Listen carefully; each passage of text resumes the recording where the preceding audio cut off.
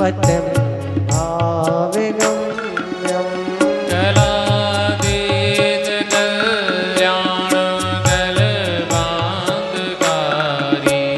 सदा सच्चिदानन्द दाता पुरारी चिदानन्द संदोह मोहापहारी प्रसेर प्रसेर प्रभो मन्मथारी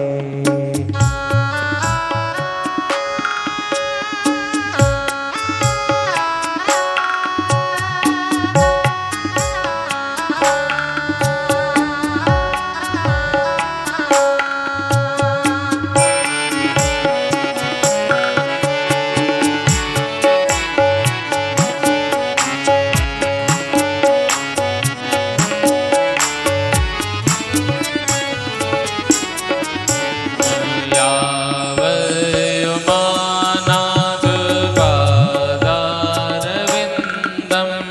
भजन्ति है लोके परावानराणाम् न तावत्सुखं शान्ति सन्तापनाशम् प्रसीद आदिवासं न जानामि योगं जपं नैव पूजा ततोऽहं सदा सर्वदा साम्भुतोऽभ्यं जराजन्म दुःखोदकातप्यमानम् प्रभो पाहि आपन्नमामिषिषं प्रभो पाहि आपन्नमामीश शम्भो प्रभो पाहि आपन्नमामिषिषं नमामीश शम्भो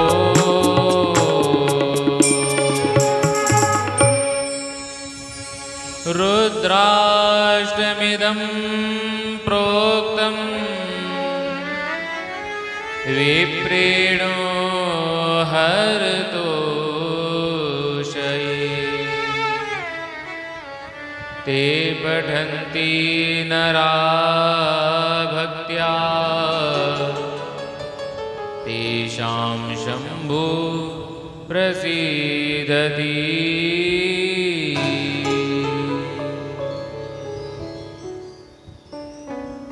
परम मंगलमय परात्पर अखिलेश्वर अकारण करुणा वरुणालय भक्त वांछित कल्पत्रूपागंबरधारी भगवान श्री भोलेनाथ का दिव्य स्वरूप पावन श्री शिव महापुराण ज्ञान यज्ञ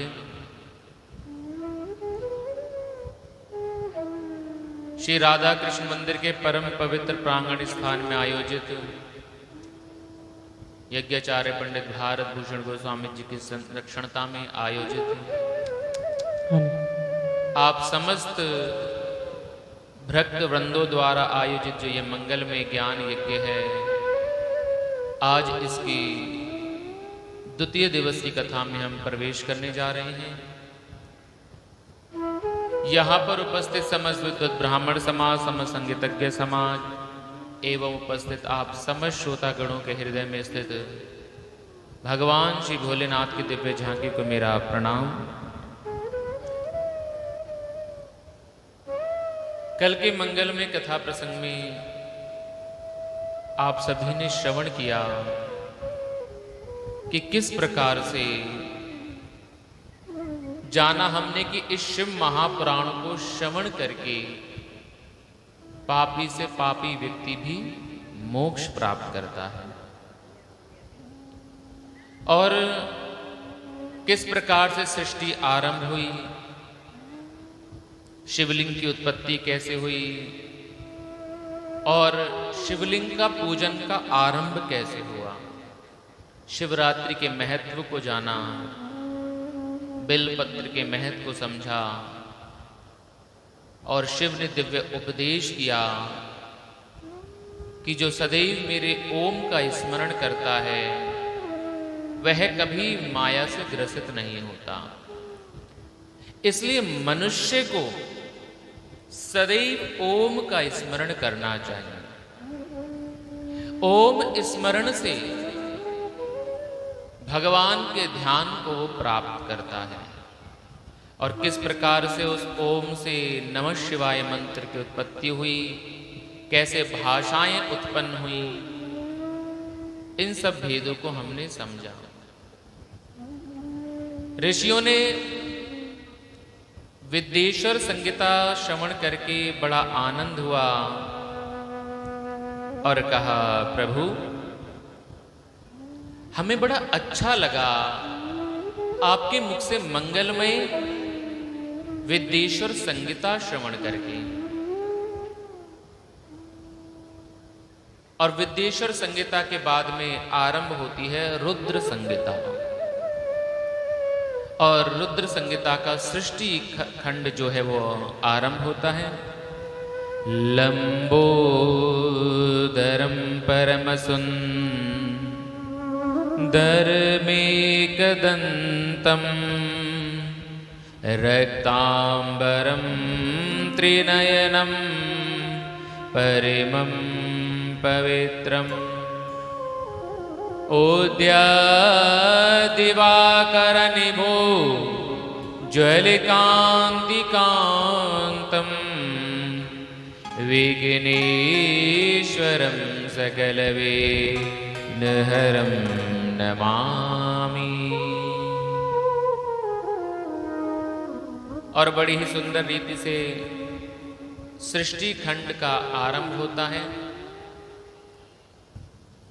और ऋषि पूछते हैं, प्रभु पावन विद्येश्वर संहिता श्रवण करके मन में बड़ा आनंद आया। हमने जाना कि किस प्रकार से शिवलिंग की आराधना करके व्यक्ति शिव की भक्ति को प्राप्त कर सकता है। हमने जाना कि वो कैसे निर्गुण ब्रह्म हुआ। लेकिन अब हम ये जानना चाहते हैं, वह शिव जो निराकार है वो साकार होकर के कैसे लीलाएं करता है। वो किस प्रकार से गौरा के साथ में विहार करता है, कैसे वो कैलाश पर विचरण करते हैं। वो शिव जो साकार स्वरूप हैं वो किस प्रकार से संसार के लोगों को सुख प्रदान करते हैं, आप हमें बताइए ना। और यही प्रश्न कहते हैं नंदीश्वर से सनत कुमारों ने पूछा। तब कहते हैं, सूत जी ऋषियों, आप ये जो प्रश्न मुझसे पूछ रहे हैं ना, बिल्कुल ठीक यही प्रश्न एक बार नारद ने अपने पिता ब्रह्मा से पूछा था ये शिव कौन है और ये शिव की माया क्या है, ये शिव कैसे लीला करते हैं, शिव की महिमा क्या है, आप जरा मुझे बताइए। तब शौनकादि ऋषियों ने कहा, प्रभु आप एक बात बताइए, ये नारद जी महाराज जो है ये तो नारायण के भगत है। तो जो नारद नारायण का भक्त है, हमेशा वीणा लेकर के नारायण नारायण नारायण नाम को गाते हैं, उन्होंने शिव चरित्र पूछा अपने पिता ब्रह्मा से। ऐसा क्या कारण हुआ कि नारद को अपने पिता ब्रह्मा से शिव चरित्र पूछना पड़ा? तो कहते हैं सूत जी महाराज, ये हुआ यूं, एक बार नारद जी महाराज हिमालय पर गए। वहां पर निर्मल गंगा को बहते हुए देखा तो निर्मल गंगा में स्नान किया। और गंगा में स्नान करने के बाद में मन हुआ कि चलो थोड़ा सा भजन कर लेते हैं। अब ज्यों ही भजन करने के लिए बैठे तभी कहते हैं नारद जी के समाधि लग गई। महाराज सुंदर वातावरण हो, कोई परेशान करने वाला ना हो, परम शांति मिले, तो तो होता है ना, कई बार ध्यान बहुत ज्यादा लंबा लग जाता है। आप कभी जहां पर भगवान का मंदिर हो, धाम हो, आप वहां पे जाकर के बैठे तो वहां की शक्ति ऐसी होती है कि वो आपको अपनी ओर खींच लेती है। आप वृंदावन जाएं, हरिद्वार जाएं तो मन करता है कि बस यहीं पे रह जाएं। अब संकीर्तन हो रहा है तो मन कर रहा है कि हम इस संकीर्तन में ही झूमते रहे, कहां फालतू की दुनिया में पड़ गए। तो ये ऑरा वहां का ऐसा होता है, सकारात्मक प्रभाव, कि ध्यान लग जाता है। अब नारद जी महाराज का तो ध्यान लग गया। अब इंद्र को टेंशन हो गई। इंद्र ने सारी सभा बुलाई और कहा, देखो नारद तो कभी एक जगह बैठता नहीं है, और ये आज नारद समाधि लगा करके भजन कर रहा है। मुझे ऐसा लगता है ये स्वर्ग की गद्दी को छीनना चाहता है। क्योंकि इंद्र को तो बस यही टेंशन लगी रहती है कि हमारी स्वर्ग की गद्दी ना चली जाए। लेकिन ये बात ऐसी ही समझे जैसे कोई कुत्ता हड्डी को लेकर के जा रहा हो और तभी सामने से कोई शेर आ जाए, तो उस कुत्ते ने सोची, हे भगवान कहीं ऐसा ना हो ये शेर मेरी हड्डी को छीने। अरे जो शेर किसी का मारा हुआ शिकार नहीं करता, क्या वो कुत्ते की हड्डी को खाएगा क्या? महाराज ऐसी स्थिति, कहा इंद्र ने, कामदेव तुम जाओ और जाकर के नारद की तपस्या को भंग करो। कहीं ऐसा ना हो कि इसकी तपश्चर्या पूर्ण हो जा रही है, इंद्र बन जाए। बोले प्रभु मैं प्रयास करूंगा। और कामदेव महाराज वहां पर गए और जाकर के अपने 5 बाणों को चलाया। बड़ी सुंदर सुंदर मंद सुगंध फैलने लगी, शीतकालीन लहरें बहने लगी, बड़े सुंदर सुंदर पुष्प खिल गए, बड़े बड़े पुष्प खिलते चले जा रहे हैं, बड़ी बड़ी अप्सराएं वहां प्रकट हो गई और बड़े सुंदर वाद्य यंत्र बजने लगे हैं। अप्सराएं नृत्य कर रही हैं, वाद्य यंत्र बज रहे हैं, लेकिन नारद पे कुछ फर्क नहीं पड़ा। जब कहते हैं कामदेव के 5 बाण चलाने पर भी नारद के ऊपर कोई फर्क नहीं पड़ा, तो कामदेव को लगा मुझसे गलती हो गई, ये तो सच्चे संत हैं, तो तपस्या कर रहे थे। और कामदेव ने क्षमा याचना मांगी। जय हो नारद जी महाराज, मुझसे बड़ी गलती हुई, बड़ा अपराध हो गया, मुझे माफ कर दो, क्षमा कर दो। जब जय हो की ध्वनि गूंजी है तो नारद के नेत्र खुले हैं। कौन हो तुम? प्रभु मैं काम हूं, आपकी तपस्या को भंग करना चाहा था, लेकिन गलती हो गई, आई एम सॉरी, हमसे तो बड़ी अपराध हो गया। आप तो परम ईश्वर, मैं आपको नहीं जी सकता प्रभु, देखो मैं आपको नहीं जी सकता, इसलिए मैं आपसे क्षमा मांगता हूं। नारद जी मुस्कुराए कोई बात नहीं, और अपने गले की माला उतार करके कामदेव को पहना दी और आशीर्वाद दी। और कहते हैं नारद ने बस यही गलती कर दी। कहते हैं नारद ने काम को तो जीता, लेकिन प्रशंसा के माध्यम से काम जो है वो नारद के मन में प्रवेश कर गया। होता क्या है, हमें वो व्यक्ति अति प्रिय होता है जो हमारी प्रशंसा करता है ना। जो हमारी प्रशंसा करे वो हमें अति प्रिय। कोई हमारी जरा सी तारीफ कर दे तो हम खुश हो जाते हैं, हाँ कितना अच्छा आदमी। इसलिए अधिकांश बड़े लोग जो है वो अपने चमचों से ही घिरे रहते हैं, क्योंकि वो प्रशंसा उन्हें सुननी अच्छी लगती है। तो प्रशंसा के द्वारा सामने वाला व्यक्ति जो है वो मन में बस जाता है। अब कामदेव ने जब प्रशंसा करी कि महाराज आपने बताओ हमें जीत लिया, तो नारद के मन में बस गया और नारद ने काम को आशीर्वाद दिया है। माई ने काम को आशीर्वाद दिया है तो राम का ही तो गला घोटा है। अरे जहां राम तहां काम नहीं, और जहां काम तहां राम नहीं। जहां संसार की वासनाएं हैं वहां ईश्वर का क्या काम। और काम ने प्रवेश कर लिया क्या ठीक है तुम जाओ। कामदेव वहां से चले गए। लेकिन कहते हैं नारद को अब अहंकार हो गया। देखो, हमने सुना है शंकर भगवान की समाधि तोड़ने के लिए एक बार काम आया था और शंकर भगवान ने क्रोध किया और फिर काम को जीता। और देखो, हमने तो क्रोध भी नहीं किया और बिना क्रोध किए काम को जीत लिया और चारों तरफ ये बात फैला दी। अब सोचा अब तो शंकर भगवान नंबर 2 पर आ गए हैं, हम नंबर 1 पे आ गए। पर जब काफी समय बीत गया तो देखा कैलाश से कोई समाचार तो आया नहीं। शंकर भगवान को ये बात पता चली कि नहीं पता चली कि वो नंबर 2 पर आ गए हैं। तो कहते हैं अपनी प्रशंसा करने के लिए खुद नारद जी आज कैलाश पर्वत पर पहुंच गए। जैसे शंकर भगवान ने नारद जी को देखा, नारद जी को देख के स्वागत किया। ओहो, आओ आओ नारद जी, बड़ा स्वागत है। क्या बात है, आजकल आते नहीं हो? नारद जी ने कहा, अरे आप क्या बस कैलाश पर्वत पर पड़े रहते हो, बाहर क्या चल रहा है आपको कुछ पता है?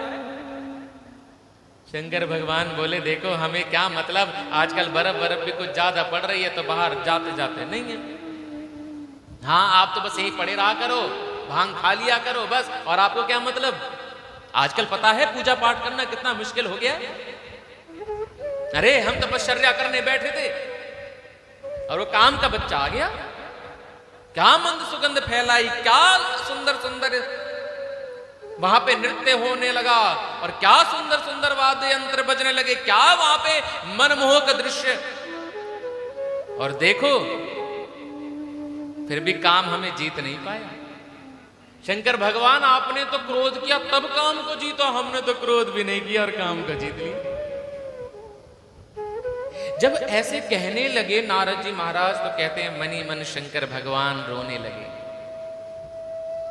कि आज जो नारद हमेशा नारायण नारायण नाम को गाता था, आज वो काम की प्रशंसा कर रहा है। क्या मंद सुगंध, क्या अप्सराओं का नृत्य, क्या वाद्य यंत्र, ऐसी प्रशंसा। शंकर भगवान कुछ नहीं बोले। कहा, आप जैसा भक्त जहां पर हो और वो काम को जीत ले तो कोई बड़ी बात नहीं। और नारद जी महाराज जब जाने लगे तो कहा, नारद जी जरा सुनिए, आपसे विनती करनी थी। यहां पर विनती की है शंकर भगवान ने। क्यों? क्योंकि जो घमंडी इंसान होता है, जो अहंकारी इंसान होता है, वो आपकी बातों कभी मानेगा नहीं। आप यदि जबरदस्ती उसे कोई बात समझाना चाहे वो नहीं समझेगा। आप उससे विनती कर सकते हो। कहा, नारद जी आपसे एक विनती थी। हाँ बोलिए। बोले, जो ये काम चरित्र आपने मुझे सुनाया है ना, यदि नारायण भगवान से कभी मिलना हो तो उन्हें मत सुनाना, और यदि वो ये बात चलाएं भी तो आप बात को पलट देना। मनी मन में नारद ने सोचा, हम क्यों ना बताएं। हाँ, ये शंकर नंबर 2 पर आ गए ना, हम नंबर 1 पे आ गए, क्योंकि हमने बिना क्रोध किए जीत लिया, इसलिए हमसे चिढ़ रहे हैं। अरे क्यों ना बताएं, हम तो बताएंगे। लेकिन फिर सोचा, हम कोई छोटे मोटे आदमी थोड़ी ना है। अब हमने काम को जीता है, क्रोध को जीता है। जब तक नारायण के यहां से स्वयं बुलावा नहीं आएगा तब तक हम जाने वाले नहीं हैं। अरे भगवान खुद बुलाएं हमें, तब जाएंगे। अब पहले जैसे आदमी नहीं रहे हम, अब हम बड़े आदमी हो गए हैं। संसार में लोग ऐसा ही अहंकार करते हैं। पहले चाहे कुछ भी ना हो, गलती से कोई पद मिल जाए, प्रतिष्ठा मिल जाए, धन मिल जाए, तो फिर महाराज अकल का ठिकाना ही नहीं रहता। किसी को अपना के कुछ समझते ही नहीं है। और कहते हैं जीवन में यदि अहंकार आ जाए तो भगवान कभी मिल सकते नहीं। अहंकार 4 वस्तुओं को होता है, रूप, यौवन, बल और धन। किसी को अपने स्वरूप का अभिमान, लेकिन एक समय बाद वो रूप भी खत्म हो जाता है। धन का क्या पता, आज है कल ना रहे। बल का भी महाराज कुछ नहीं पता। एक समय होता है कि हम बड़े बलवान होते हैं और एक समय वो आ जाता है कि लाठी पकड़ करके चलना पड़ जाता है, स्वयं का वजन भी शरीर नहीं उठा पाता। तो कैसा अभिमान बल का। यौवनता भी एक दिन समाप्त हो जाती है। अहंकार उस वस्तु का जीवन में करना चाहिए जो हमेशा रहे। बोले तो हमेशा क्या रहता है? बोले भगवान का भजन। ईश्वर का जो हम भजन करते हैं ना उसे कोई चोर लूट सकता, ना ही कोई उसे छीन सकता। असल मायने में देखा जाए तो वही असली धन है। कबीरा सब जगह निर्धना, धनवंता नहीं कोई। धनवंता सो ही जानिए, जाको राम नाम धन हो। असली धनी तो वही है महाराज जिसके पास भगवान के नाम का धन है और उसे कोई छीन नहीं सकता। लेकिन यदि हम भगवान के सच्चे भक्त हैं तो उसका भी अहंकार करने की कोई जरूरत नहीं। अब नारद जी महाराज अहंकार करते हैं कि हमारे पास ये, हमारे पास वो, लेकिन कहते हैं सारा अहंकार एक दिन धरा रह जाता है। जब बहुत समय बीत गया और भगवान के यहां से कोई समाचार नहीं आया तो नारद ने मन में सोचा चलो एक काम करते हैं, हम ही भगवान को अपनी प्रशंसा का समाचार सुना करके आते हैं। और तब नारद जी महाराज वीणा बजाते हुए, भगवान कीर्तन करते हुए आज वैकुंठ लोक को जा रहे हैं। श्री कृष्ण गोविंद हरे मुरारे, हे नाथ नारायण वासुदेवा। श्री कृष्ण गोविंद हरे मुरारे, नाथ नारायण वासुदेवा। श्री कृष्ण गोविंद हरे मुरारे, हे नाथ नारायण वासुदेवा। श्री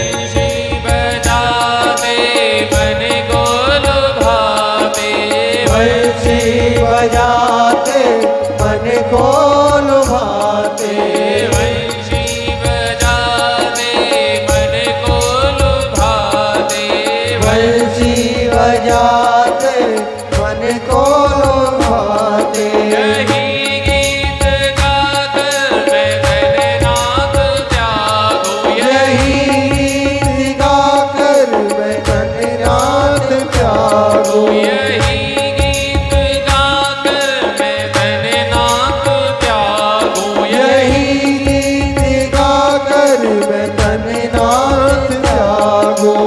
हे नाथ नारायण वासुदेवा, हे नाथ नारायण वासुदेवा, हे कृष्ण नारायण वासुदेवा, हे कृष्ण नारायण वासुदेवा, हे मुरली नारायण वासुदेवा, हे मुरली नारायण वासुदेवा, हे कृष्ण नारायण वासुदेवा, हे कृष्ण नारायण वासुदेवा, हे नाथ नारायण वासुदेवा, हे नाथ नारायण वासुदेवा।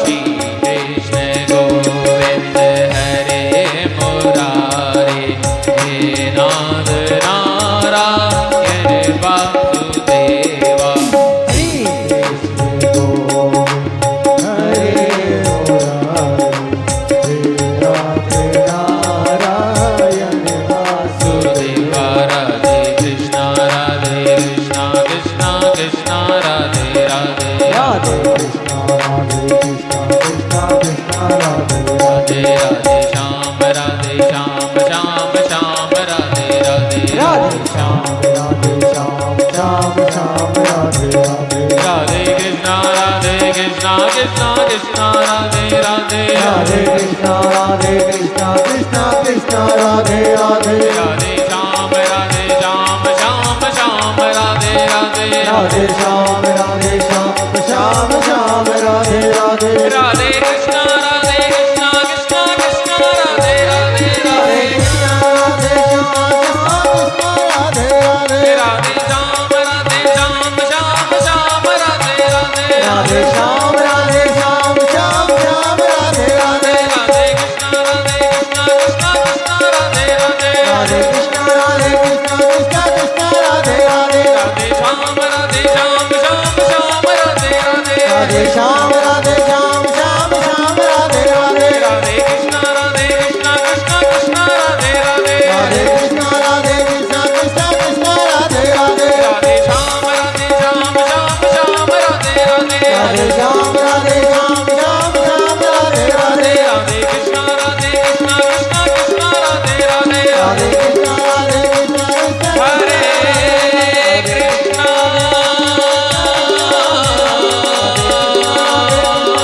राधे राधे। राधे हरे कृष्ण हरे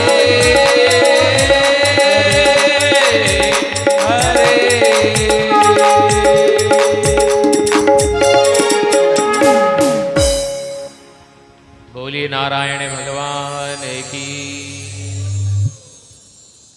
और नारद जी महाराज इस प्रकार से बड़े सुंदर रूप से कीर्तन करते हुए जा रहे हैं। और जब इस प्रकार से कीर्तन करते हुए नारद जी महाराज जाने लगे तो आज बहुत खोजते हैं नारायण को, लेकिन नारायण नहीं मिलते। कहते आज नारायण भगवान क्यों नहीं मिल रहे? बोले आज नारायण इसलिए नहीं मिल रहे हैं क्योंकि आज नेत्रों पर अहंकार का चश्मा लगा है। और हमारे नेत्रों पे जब अहंकार का चश्मा लगाओ तो भगवान नहीं दिखाई देते। अभिमानी व्यक्ति कभी भगवान को प्राप्त कर ही नहीं सकता। क्योंकि भगवान का बनने के लिए बहुत छोटा बनना पड़ता है। दास बनकर के भगवान की सेवा करनी होती है, और अहंकारी व्यक्ति तो कभी छोटा बन ही नहीं सकता। उसका अहम बीच में आ जाएगा, अरे अरे हम ऐसे सेवा करेंगे क्या? नीचे बैठ के पूजा करेंगे क्या? हम नीचे बैठ करके कथा सुनेंगे क्या? अरे हम इतने बड़े आदमी। तो अहंकारी आदमी को ठेस लगने की चिंता हर पल लगी रहती है, और ऐसा व्यक्ति कभी भगवान को प्राप्त नहीं कर सकता। क्योंकि भगवान का बनने के लिए तो अपने आप को तिनके से भी छोटा बनना होता है। तृणादपि सुनीचेना सरोरीव सहिष्णुना अमानिना मान देना कीर्तनीय सदा हरि। भक्त का लक्षण क्या है? तृणादपि सुनीचेना, अपने आप को तिनके से भी छोटा समझो। तृणादपि सुनीचेना तरोरीव सहिष्णुना अमानिना मान देना, अपना भी अपमान कई बार सहन करके सामने वाले को सम्मान देना। कीर्तनीय सदा हरि, सदैव भगवान का भजन करने वाला भक्ति भगवान को प्राप्त कर सकता है। अब जिसके अंदर अहंकार है वो तो हर पल उसे तो कोई ना कोई ठेस लगती रहेगी। अरे हमें पूजा नहीं करी, हम तो देखो कथा में आए, हमको तो पूछा भी नहीं, हमारी तरफ देख करके एक बार नमस्ते नमस्ते भी कुछ करी नहीं ठीक से। बताओ, हमको तो आरती के लिए आगे ही नहीं बुलाया, और देखो कैसे है, हमें तो एक बार नहीं बोला कि प्रसाद भी ले लो। जबकि होना ये चाहिए कि हम स्वयं दास स्वरूप से जब आए हैं तो सेवा करनी चाहिए। भगवान की सेवा अपने हाथों से। ये कार्यक्रम किसी और का तो है नहीं, सभी के द्वारा मिलजुल करके, तो सभी अपनी अपनी सेवा करें और जैसे हो सके वो करिए। और बात किसी से बोलने की जरूरत है, खुद रह करके व्यवस्थाओं को संभालें और करें। यदि कुछ रह भी जाए तो भगवान का भजन करने आए हैं हम। तो हम यहाँ पे कोई प्रसाद खाने, कूलर की हवा खाने या कोई सम्मान पाने के लिए थोड़ी ना आए हैं। ये तो सब संसार के धर्म है। हम तो यहाँ भगवान की कथा सुनने के लिए आए हैं। तो कोई ठेस की तो कभी परवाह नहीं करनी चाहिए, और कोशिश ये करनी चाहिए एक दो ठेस मिल जाए हमें।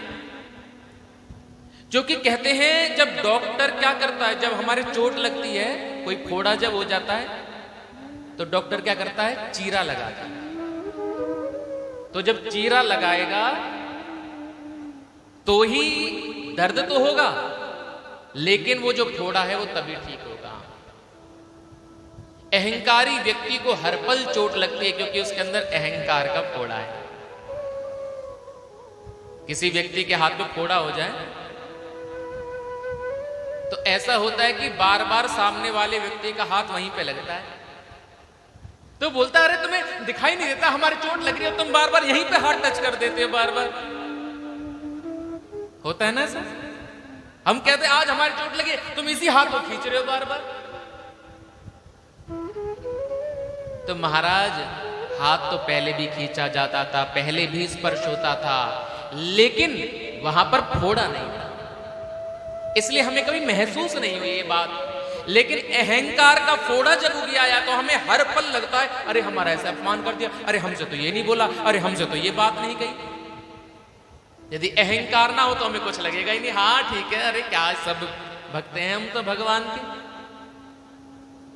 आज नारद के मन में अहंकार का फोड़ा जब उग आया है तो कहते हैं, जिस क्षीर सागर में जब जाते भगवान को प्राप्त कर लेते, लेकिन आज भगवान नहीं मिलते। खूब नारायण नारायण नारायण नाम को गा रहे हैं, लेकिन भगवान विष्णु दिखाई नहीं दे रहे।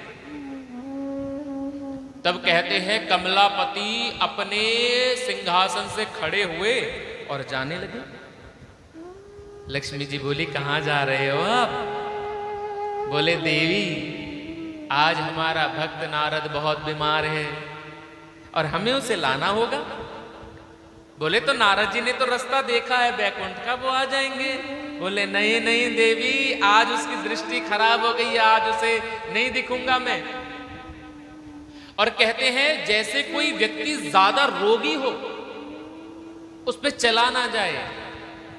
तो डॉक्टर कई बार करता ना, आओ आओ आओ, अपनी कुर्सी से खुद खड़ा होकर के उठा करके और बिठाया था। हाँ बैठिए, क्या बीमारी है? तो आशीर सागर में भगवान ने हाथ पकड़ा है नारद का और बैकुंठ में खींचा है। नारद कहां जा रहे हो? आओ बैठो। और भगवान इशारा करते हैं अपने पैरों की तरफ, आओ नारद बैठो। नारद ने प्रणाम किया, प्रभु बस क्या कहूं।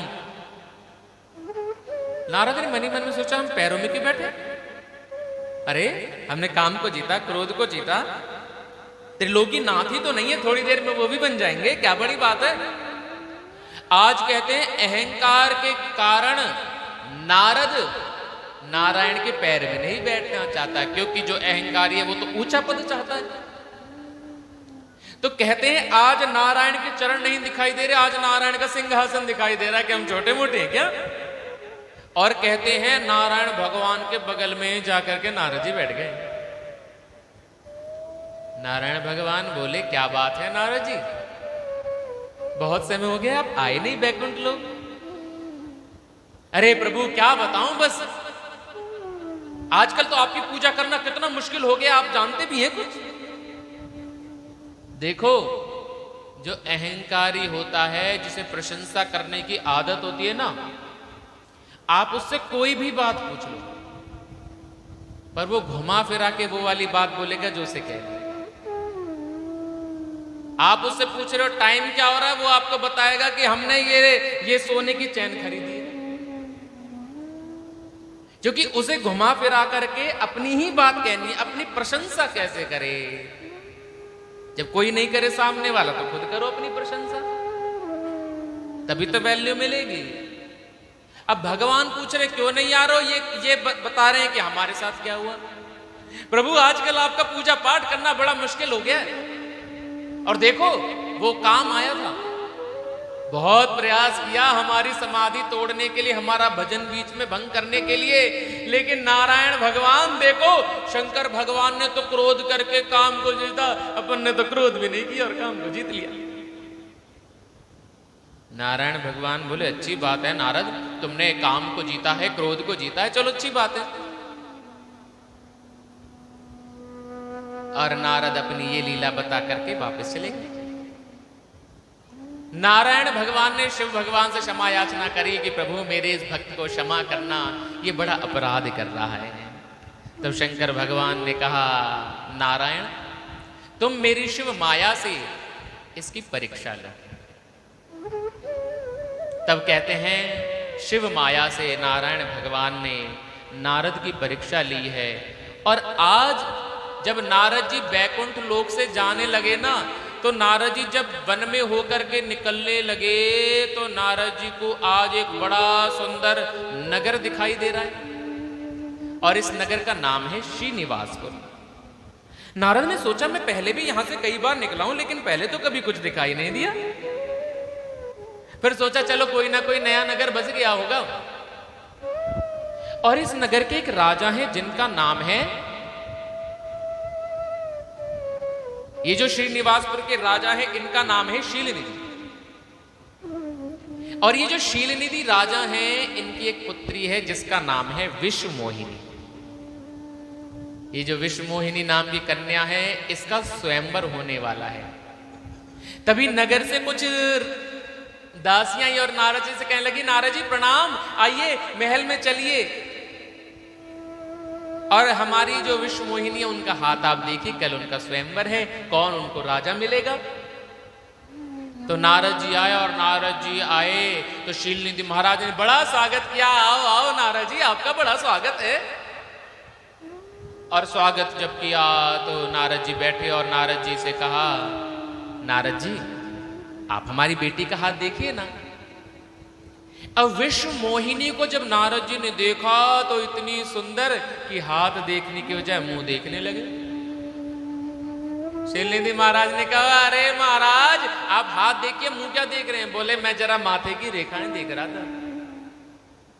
और हाथ देख के कहने लगे, आपकी ये जो कन्या है ना महाराज, ये जिस किसी से भी शादी करेगी वो तीनों लोगों का राजा बन जाएगा।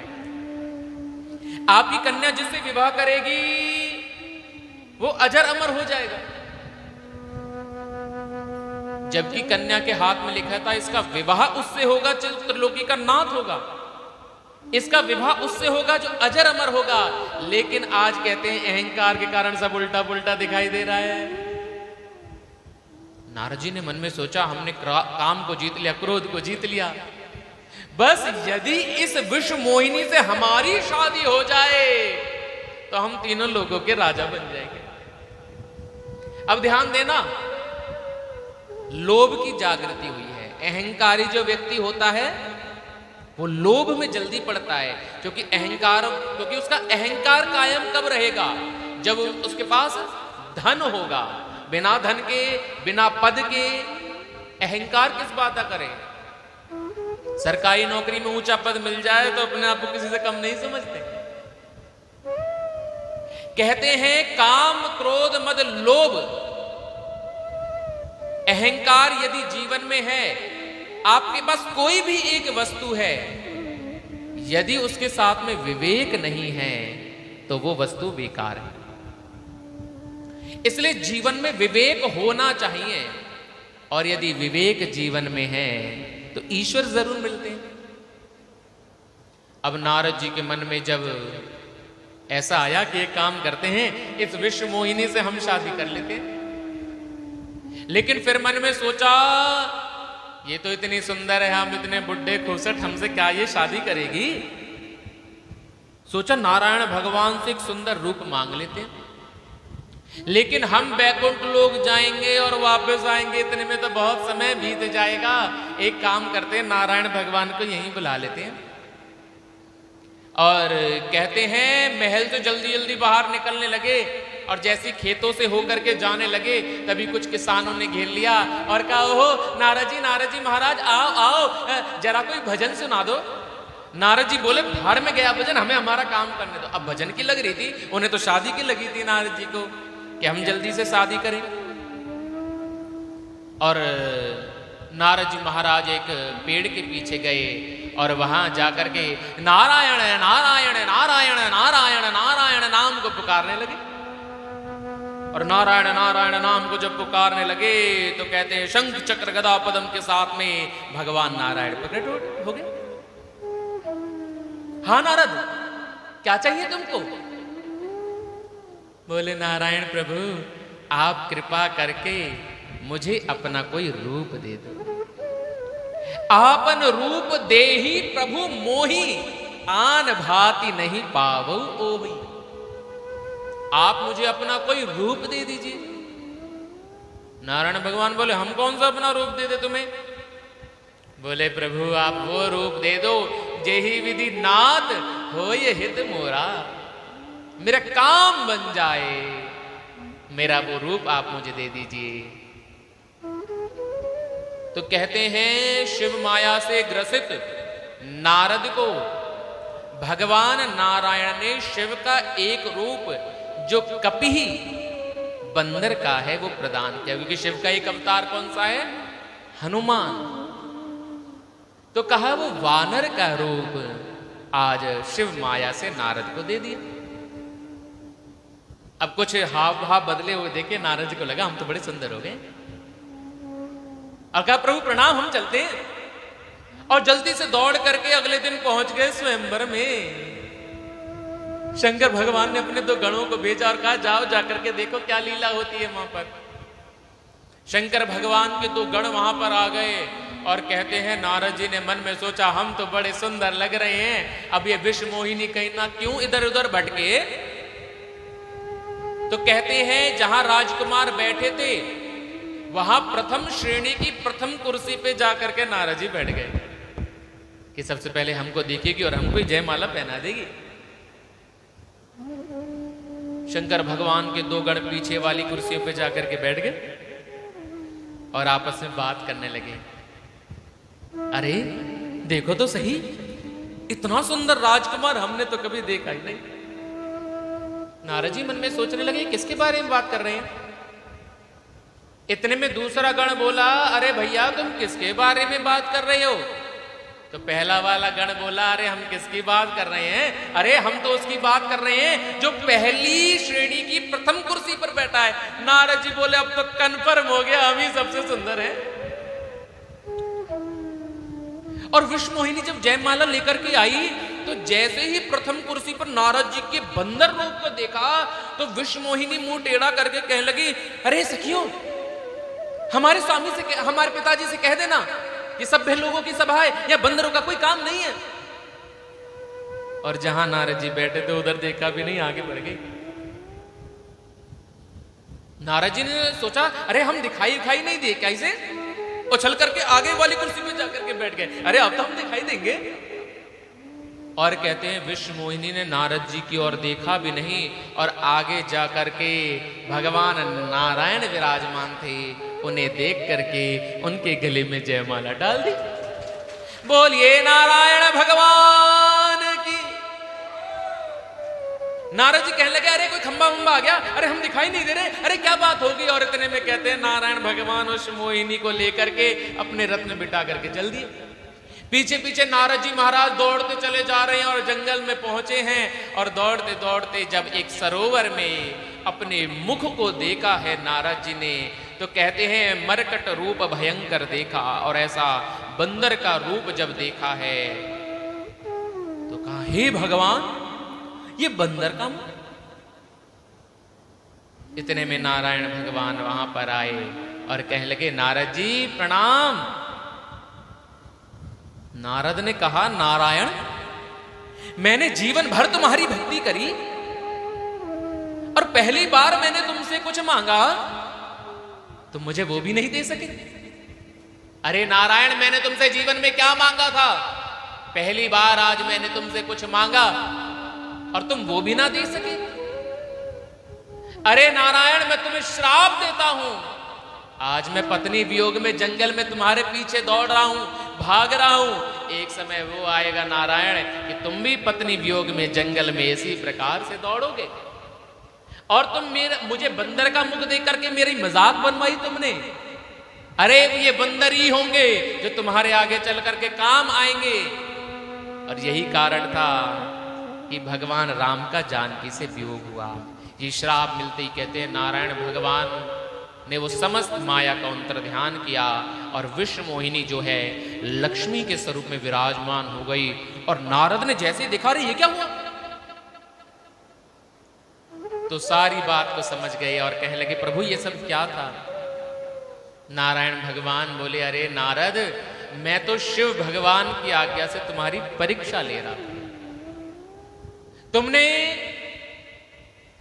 शिव को नीचा दिखाया था, इसलिए मैं तो परीक्षा ले रहा था कि तुमने वाकई में काम क्रोध को जीता है। अरे नारद, यदि तुमने काम को जीता था तो तुम विश्व मोहिनी के चक्कर में पड़े कैसे?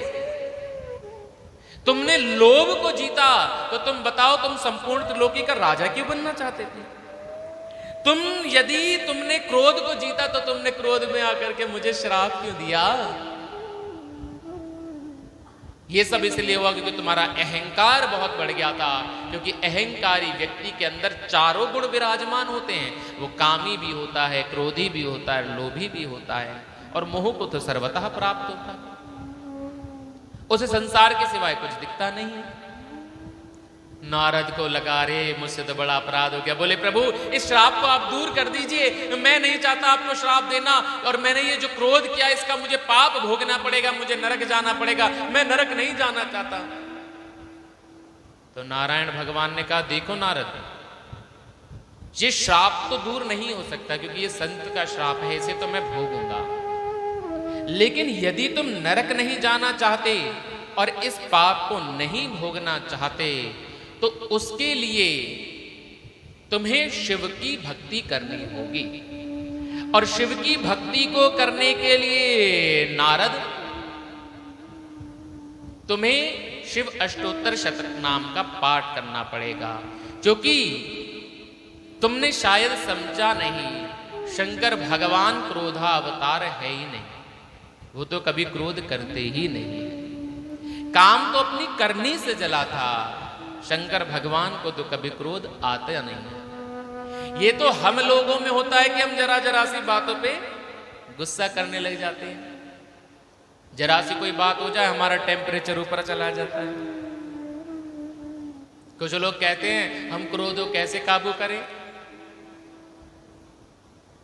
तो देखो, जब गुस्सा आया करे ना तो जाकर के ठंडे पानी से मुंह धो लेकर क्रोध अपने आप शांत हो जाएगा।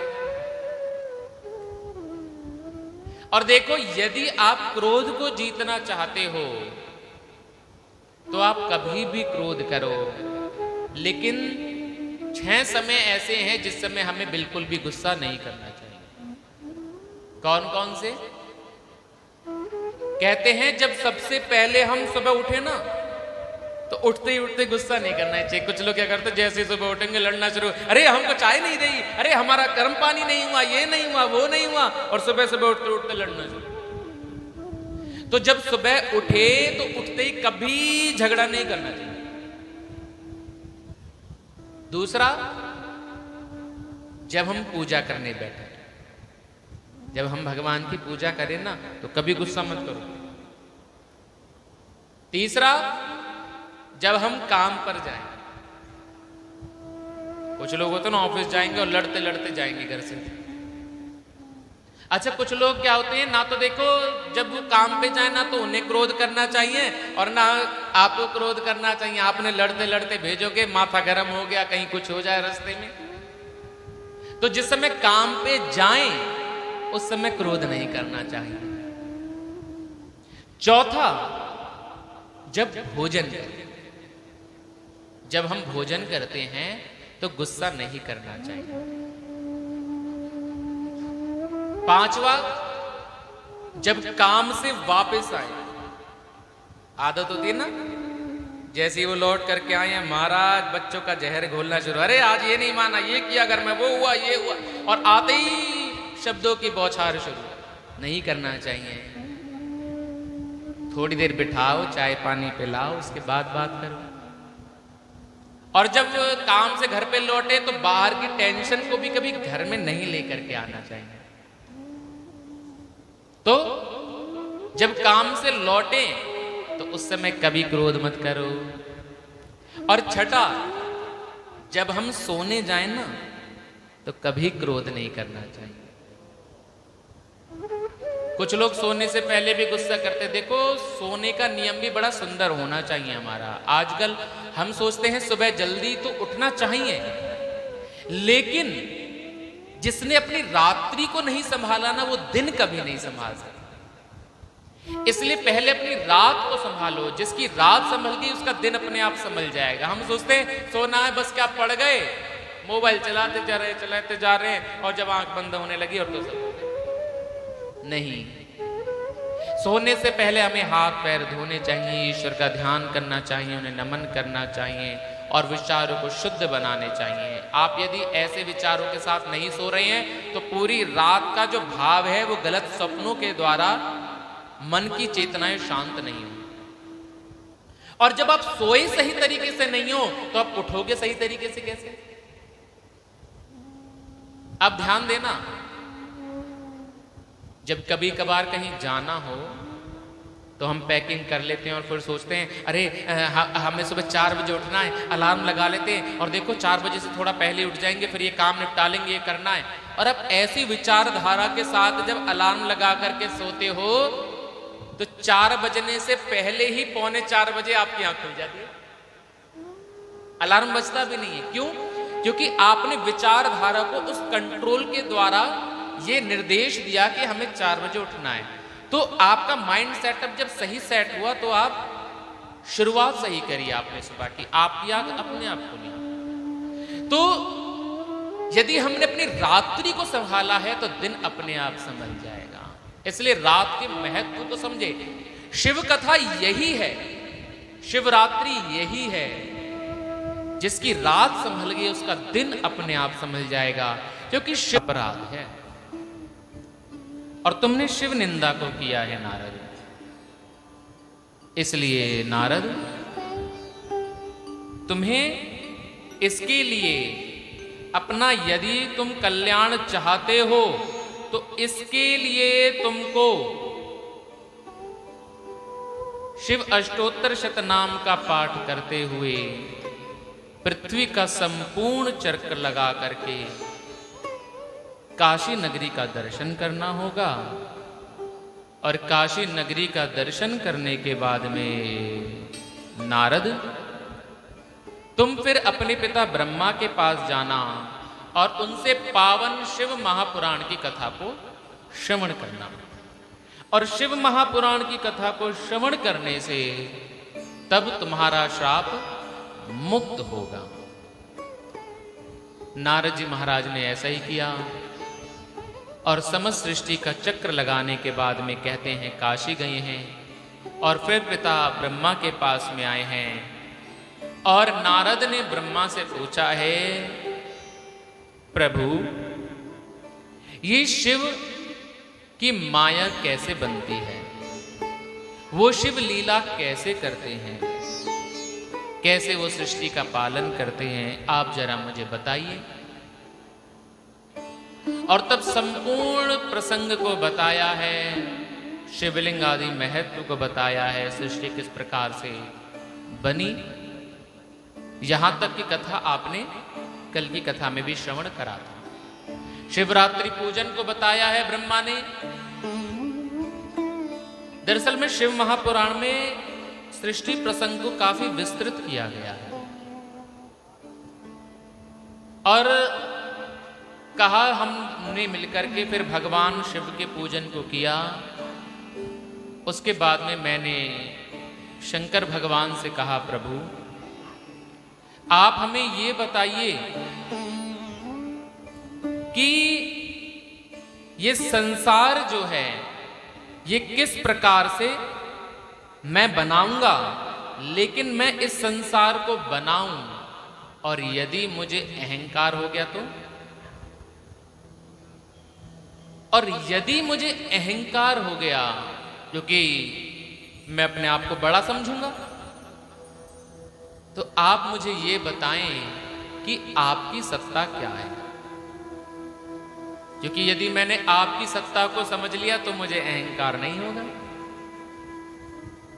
तो कहा, ब्रह्मा इस संसार में पहले कुछ भी नहीं था, पहले सिर्फ मैं ही था। संसार बनने के बाद भी मैं ही रहता हूं और इस संसार के बिगड़ने के बाद भी केवल मैं ही बचता हूं। जिस प्रकार से आप सोने की एक ईंट लीजिए, आपके मन में आया कि हम इससे आभूषण बनवाते हैं, आपने उससे कोई गले की चैन बनवाई, हाथ का कड़ा बनवाया और अलग अलग आभूषणों का निर्माण करवाया, तो उसके द्वारा बहुत से आभूषण बने। कोई मांग का टीका हुआ, कोई हाथ के बाजूबंद हुए, कोई कानों के कुंडल हुए। एक दिन मन में आया कि हम इन आभूषणों को दोबारा पिघला करके सोना बना लेते हैं, और आपने पिघला करके दोबारा सोने की ईंट बना ली। तो आभूषण बनने से पहले भी वो सोना था, आभूषण बनने के बाद भी वो सोना है, और बिगड़ने के बाद भी बचता है केवल सोना। तो इसी प्रकार से इस संसार के बनने से पहले भी मैं ही संसार में रहता हूं, और जब ये संसार बन जाता है तब भी सबके अंदर मैं ही शिव स्वरूप विराजमान रहता हूं। क्योंकि शिव अंदर ना हो तो शरीर भी ना हो, और इस सृष्टि के विश्राम के बाद भी केवल मैं ही बचता हूं। इसलिए ब्रह्मा तुम ये समझ लो, मेरे से अलग इस संसार में कुछ नहीं है। और उसके बाद में नारायण को मुक्ति दाता बनाया है। मुक्ति दो त्रिभुवन देव भवलो के मदा गया, मद्दर्शने फलम यद्व तदेव तव दर्शने।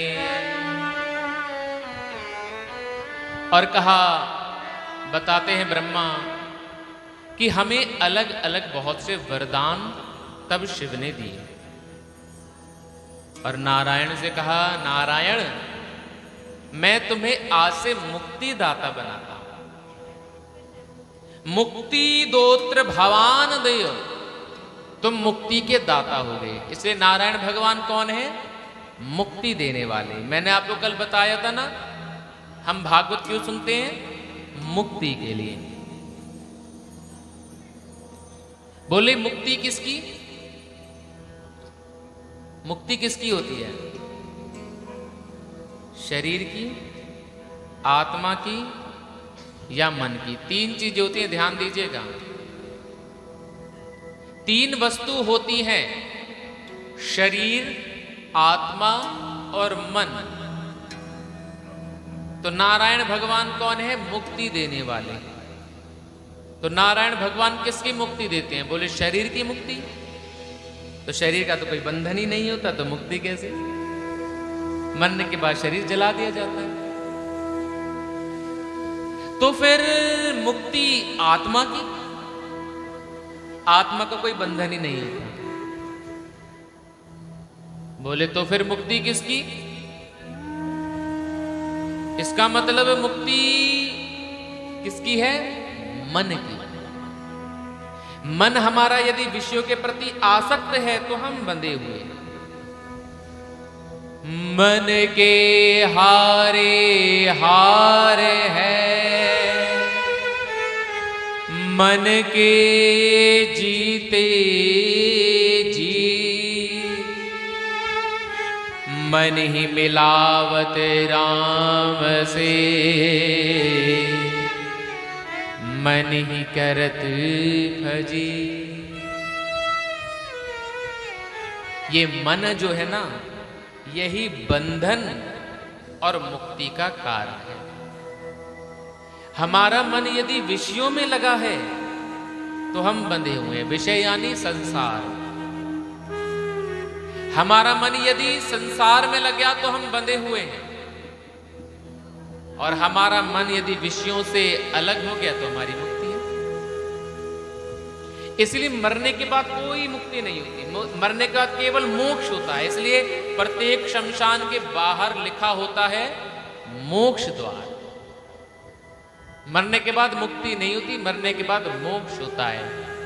इसलिए जीते जी मुक्ति का साधन करो। मुक्ति यानी संसार में थोड़ा मन कम लगाएं और भगवान की भक्ति करें, यही मुक्ति है। बंधनों से मुक्त होने का नाम ही मुक्ति है। ये जो मेरा बेटा, मेरी पत्नी, मेरा मकान, ये जो सब बंधन है ना, इससे हमें थोड़ा मुक्त होना चाहिए। और जो इनसे मुक्त हो गया वो भगवान को प्राप्त कर सकता है। इसलिए अपने आप को इन विषयों से मुक्त करना चाहिए। और जिन्होंने इन विषयों से अपने आप को मुक्त किया है वही मुक्त है। और कहते हैं नारायण मैं तुम्हें मुक्ति का दाता बनाता हूं। ममेव हृदये विष्णुर विष्णुश्च हृदये हवयम् उभयोरन्तरं यो वै न जानाति मनो मम। अब देखो भगवान बड़ा क्लियर कर रहे हैं। हम लोगों के मन में ये चिंता रहती है ना कि कौन बड़ा कौन छोटा, नारायण की पूजा करनी चाहिए या शिव की पूजा करनी चाहिए। लोग सोचते हैं कि नारायण बड़े या शंकर भगवान बड़े।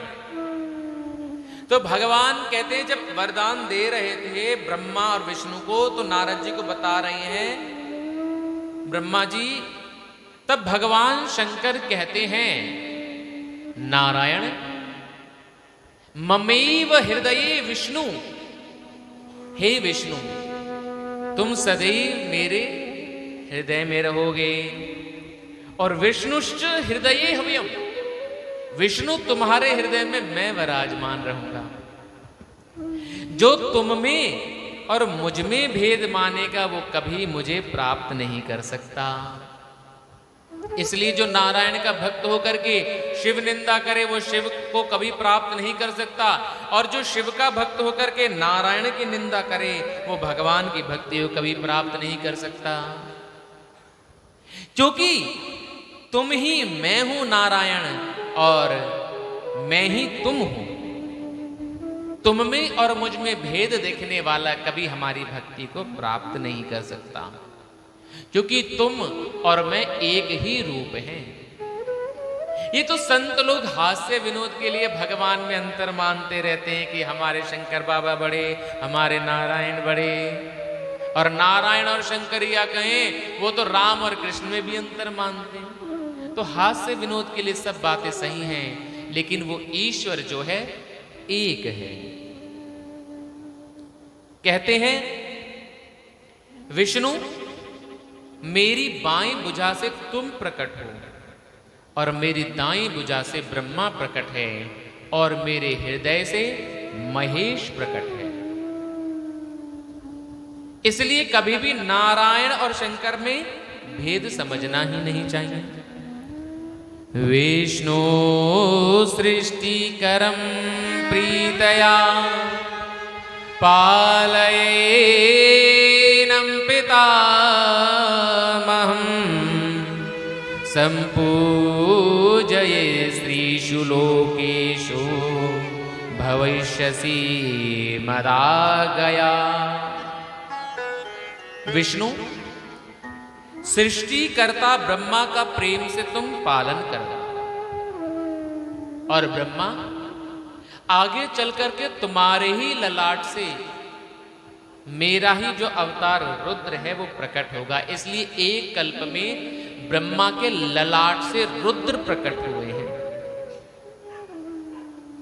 और कहते हैं एक बार युद्ध इसलिए भी हुआ था क्योंकि भगवान ब्रह्मा का शिर छेदन अलग अलग कल्पों में अलग अलग कथा। इसलिए कई बार क्या है हम सोचते हैं हमने वहां पे तो ऐसा सुना था, यहाँ पे ऐसा बता रहे हैं। कल्प अलग अलग कल्प हुए, पदम कल्प, वराह कल्प। तो एक कल्प की तो कथा ये भी आती है कि ब्रह्मा का सिर इसलिए काटा शंकर भगवान ने, जब ब्रह्मा प्रकट हुए और जब ये बहस चल रही थी कि मैं बड़ा और ये बड़ा, तो शंकर भगवान ने जब युद्ध को बीच में रुकवाया तो ब्रह्मा ने अभिमानवश तक यहां तक कह दिया, अरे शंकर तुम, अरे मुझे याद है कल्प की बात कि तुम मेरे ललाट से पैदा हुए थे और तुम रोते थे और इसलिए मैंने तुम्हारा नाम रुद्र रखा था। तो अहंकार में आकर के शिव को भी छोटा बताया था, इसीलिए भगवान ने ब्रह्मा के सिर का छेदन किया था। तो कहते हैं विष्णु सृष्टिकर्ता ब्रह्मा का प्रेम से तुम पालन करो और मेरी आज्ञा से तुम इस त्रिलोकी में श्रेष्ठ पूजा का अधिकार प्राप्त करोगे। इसलिए कहते हैं संसार में नारायण की पूजा को श्रेष्ठ माना जाता है, क्योंकि ये वरदान भी शिव का है जो उन्होंने नारायण को दिया है। ब्रह्मणा निर्मते लोके यदा दुःखं व्रजायते तदा त्वां सर्वदुःखानां नाशाय तत्परो भव। देखो नारायण, मैं तुम्हें इस त्रिलोकी में पूजा का अधिकार देता हूं, और जब जब सृष्टि में दुख आए तब तब तुम जाकर के अवतार लेना और भक्तों की रक्षा करना। इसलिए शास्त्र कहता है जब जब होई धर्म की हानि, जब जब होए धर्म की हानि, जब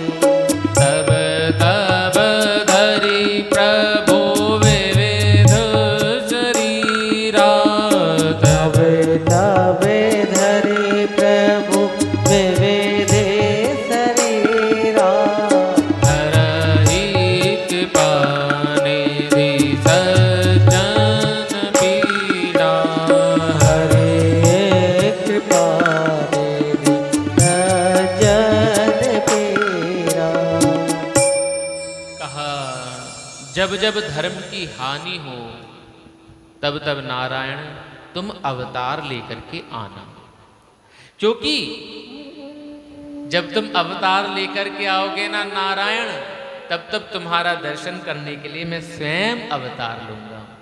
और इसलिए जब राम अवतार हुआ तो भोलेनाथ मदारी का वेश धारण करके आए, और जब भगवान ने कृष्ण रूप लिया तब भी भगवान दर्शन करने आए हैं। तो सृष्टि के लोगों के दुख दूर करने के लिए नारायण तुम अवतार लेकर के दर्शन देना, और तुम्हारे दर्शन करके संसार के लोग कृतज्ञ होंगे। जब सृष्टि पर कोई विषम परिस्थिति आएगी तब स्वयं मैं अवतार लेकर के प्रकट होऊंगा। इसलिए कहते जब राम के जीवन में भी संकट आया तो राम ने शिव की आराधना करी है और शिव के प्रभाव से युद्ध को जीता है।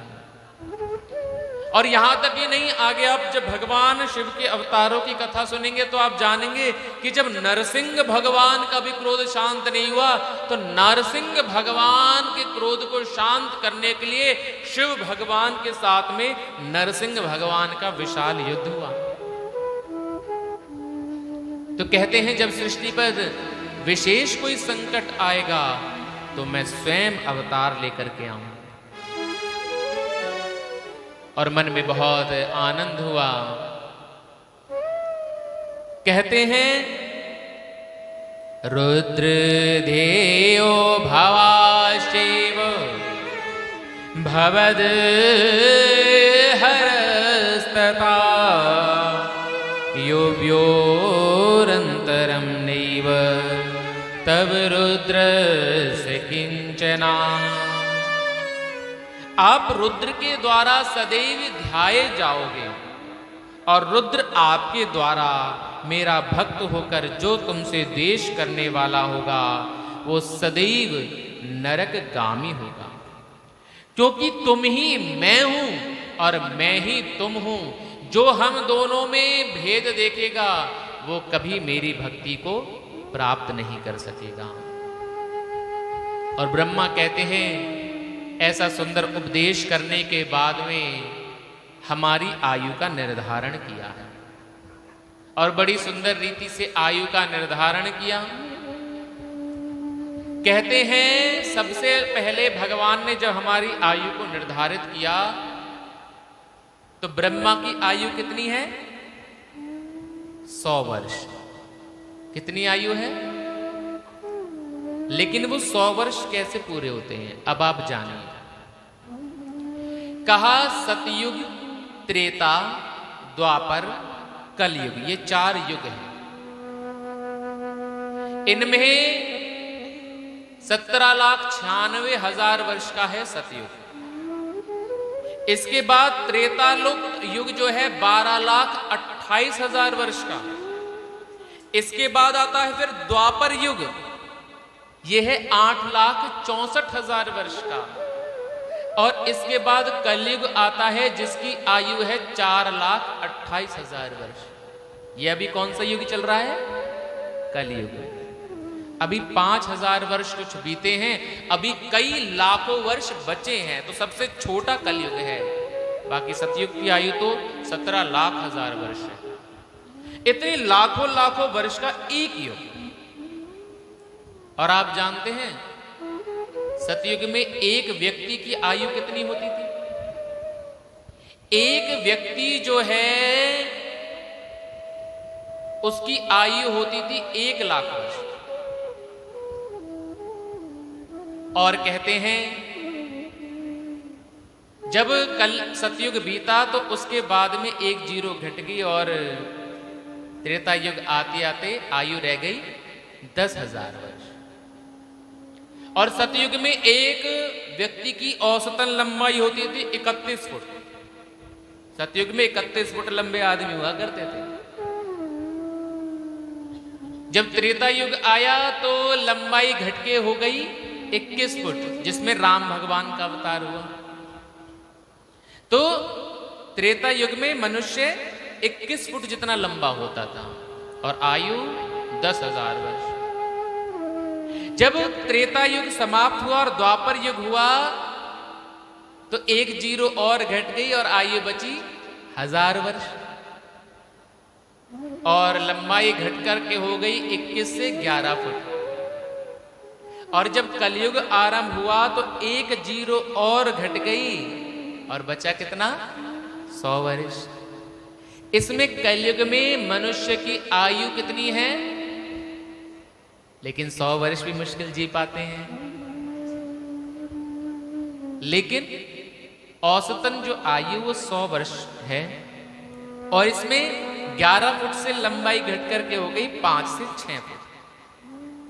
तो ऐसे लाखों वर्षों की बनती है एक चतुर्युगी। सतयुग, त्रेता, द्वापर, कलयुग, सतयुग, त्रेता, द्वापर, कलयुग, सतयुग, त्रेता, द्वापर, कलयुग। ये जब 1000 बार बीतता है तब ब्रह्मा का एक दिन होता है, और यही 1000 बार जब फिर बीतता है तब ब्रह्मा की एक रात होती है। इस प्रकार से दिन और रात मिलाकर के 30 दिन का एक महीना बनता है, और 12 महीनों का एक वर्ष, और इस क्रम से 100 वर्ष की आयु है ब्रह्मा की। अब लगाओ कितनी लंबी आयु है। ना जाने हम कितने हजारों लाखों बार मर के जब जन्म ले लेंगे तब तक एक ही ब्रह्मा चलेगा। और कहते हैं जब ब्रह्मा का एक वर्ष बीतेगा तब नारायण का एक दिन होगा। तो नारायण की आयु ब्रह्मा से भी बहुत लाखों वर्ष लंबी है। इस क्रम से आयु का निर्धारण हुआ, और आयु निर्धारित करने के बाद में शंकर भगवान बोले, अब तुम सदैव मेरे प्रणव ओम का स्मरण करना, और अब तुम सृष्टि का आरंभ करो। और ऐसा कहकर के नारायण भगवान ने भी शिव का दिव्य स्तवन किया, और नारायण भगवान ने कहा, हे प्रभु, आप में और जो मुझ में भेद मानेगा वो कभी मेरी भक्ति को प्राप्त नहीं कर सकता। और इसके बाद शंकर भगवान अंतर्ध्यान हो गए। नारद ने पूछा, प्रभु उसके बाद आपने फिर उस शिवलिंग का पूजन किया भगवान के जाने के बाद, तो शिवलिंग के पूजन के बारे में मैंने सुना है कि मिट्टी के शिवलिंग की भी पूजा होती है। तो बताया, हाँ नारद, भगवान भोलेनाथ के पूजन के लिए हम मिट्टी के द्वारा निर्मित शिवलिंग की भी पूजा कर सकते हैं, और इस पूजन को बोलते हैं पार्थिव शिवलिंग पूजन। ये पार्थिव शिवलिंग का जो पूजन है ये किसी नदी जलाशय के निकट बैठ करके करना चाहिए। और यदि हम घर में करते हैं, मंदिर में करते हैं पार्थिव शिवलिंग पूजन, तो पूजन के बाद में नियम होता है कि जलाशय में उसे बहा दें, उसे रखना नहीं चाहिए। अलग अलग कामनाओं के लिए अलग अलग शिवलिंग बताए गए हैं। कहते हैं जो भगवान की भक्ति की प्राप्ति चाहते हैं वह 500 पार्थिव शिवलिंग बना करके उनका पूजन करें। पार्थिव शिवलिंग छोटे छोटे मिट्टी के बनाए जाते हैं और उनका फिर पूजन किया जाता है। जो लोग धन की प्राप्ति चाहते हैं वे 1000 पार्थिव शिवलिंग बना करके पूजन करें। जो लोग पुत्र धन की प्राप्ति चाहते हैं वे 1500 पार्थिव शिवलिंग बना करके उनकी पूजा करें और फिर पूजन के बाद में उन्हें जल में बहा दें। और अलग अलग कामनाओं के लिए अलग अलग भगवान शिव के अभिषेक बताए। कहते हैं गन्ने के रस से जब हम शंकर का अभिषेक करते हैं तो वो आनंद प्रदान करते हैं। शत्रु विनाश के लिए सरसों के तेल से भी अभिषेक होता है। बाकी दूध, दही, शहद, घी, बूरा आदि से शिव का अभिषेक होता है। लेकिन शिव को जलधारा ही अति प्रिय है। शिव से जलधारा अति प्रिय है। वह बहुत आसानी से प्रसन्न हो जाते हैं। आप उनके ऊपर प्रेम से केवल ओम नमः शिवाय बोल करके जलधारा अर्पित कीजिए, वो प्रसन्न हो जाएंगे। हम क्या करते हैं, हमें लगता है ये बात बड़ी छोटी है क्योंकि हमने बहुत सरल रूप से जान ली इसे। अरे केवल पानी चढ़ाने से प्रसन्न हो जाएंगे। हमने तो सुना है शंकर भगवान के मंदिर में जब जाओ तो तो एक बेलपत्र दरवाजे के पीछे, एक बेलपत्र नंदी की पूंछ में बांध दो, एक बेलपत्र ऊपर के मटका में डाल दो, एक बेलपत्र यहां घुसेड़ी आओ, फिर भोले बाबा प्रसन्न होंगे। महाराज शिव महापुराण कहती है कि शिव सरल देव है, और शिव महापुराण में ऐसी कोई कथा है भी नहीं। शिव महापुराण में एक भी टोटका नहीं लिखा। आजकल शिव महिमा के नाम पे हम टोटके करने लग जाते हैं, नहीं करने चाहिए। हम तो सुनते हैं पुजारी जी बेचारे परेशान हो जाते हैं, लोटा उठाएं तो उसमें इलायची निकल रही है, कहीं पे काली मिर्च निकल रही है।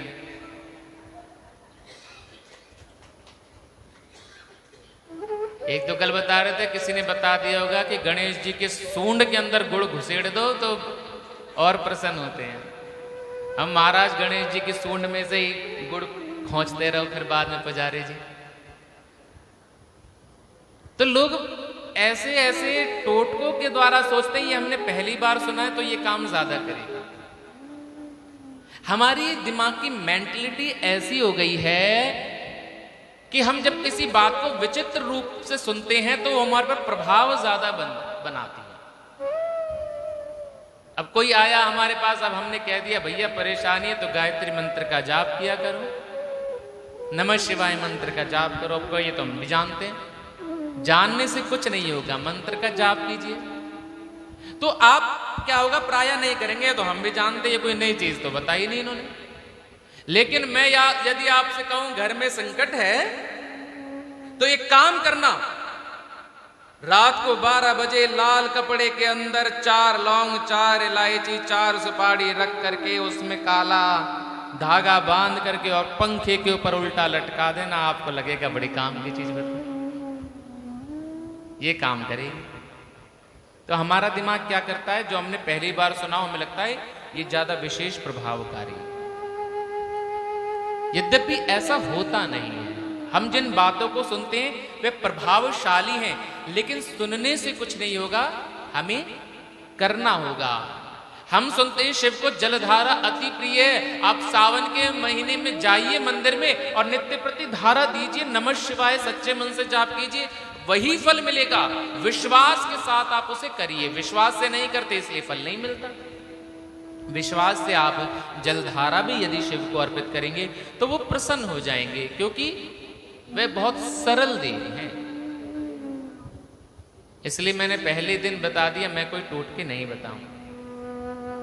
फिर बाद में पूछने लग जाते। एक दिन हमने वैसे ही हास्य विनोद के लिए एक दिन कथा में से बता भी दिया, कोई अवतार का वर्णन किया और बता दिया इसमें ऐसे करके फिर ये सिंदूर लेके ऐसे करना। कथा के बाद में बहुत सारे लोग आए हमारे पास, क्योंकि इस समय जल्दी जल्दी बता दिया। वो आपने बताया था वो कैसे सिंदूर लेना, किधर बनाना, कौन से दरवाजे के पीछे लगाना, वो भूल गए। और हमने तो ऐसे ही भूल दिया था। तो लोगों को क्या लगता है कि जो बात हम ऐसे सुन लें वो कुछ विशेष प्रभावी होगी। आप सीधा सीधा भगवान शिव महापुराण यही कह रही है कि उनका नाम है भोलेनाथ, वो बहुत भोले हैं। आप कैसे भी उनकी आराधना कीजिए, वो प्रसन्न हो जाएंगे। बहुत अत्यधिक आडंबर की आवश्यकता नहीं है। भस्म धारण करिए, जब भी हम शिव पूजन करें भस्म धारण करनी चाहिए और रुद्राक्ष धारण करना चाहिए। शिव भगवान की जब भी हम आराधना करें तो हमें रुद्राक्ष धारण करना चाहिए। और देखिए, रुद्राक्ष का अपने आप जीवन में बड़ा चमत्कारी प्रभाव है। इसके धार्मिक प्रभाव भी हैं और इसके साइंटिफिक फायदे भी हैं। साइंटिफिक फायदे क्या हैं? बोले रुद्राक्ष के जो रोम छिद्र होते हैं, इसको जब माला को हम धारण करते हैं गले के अंदर, तो ये स्किन से टच होनी चाहिए। तो ये जब टच होती है तो इसके स्पंदन के द्वारा हमारे मस्तिष्क को ऊर्जा प्राप्त होती है, क्योंकि किरणों को ये एब्जॉर्ब करता है। रुद्राक्षी माला जो धारण करता है उसे जो हाई बीपी की जो समस्या है वो भी समाप्त होती है। नेगेटिव ऊर्जाओं का प्रवेश नहीं होता जो लोग रुद्राक्षी माला को धारण करते हैं। ये तो साइंटिफिक फायदे हैं। लेकिन यदि हम इसके धार्मिक प्रभाव को लेना चाहते हैं तो हमें इसे नियम पूर्वक धारण करना चाहिए।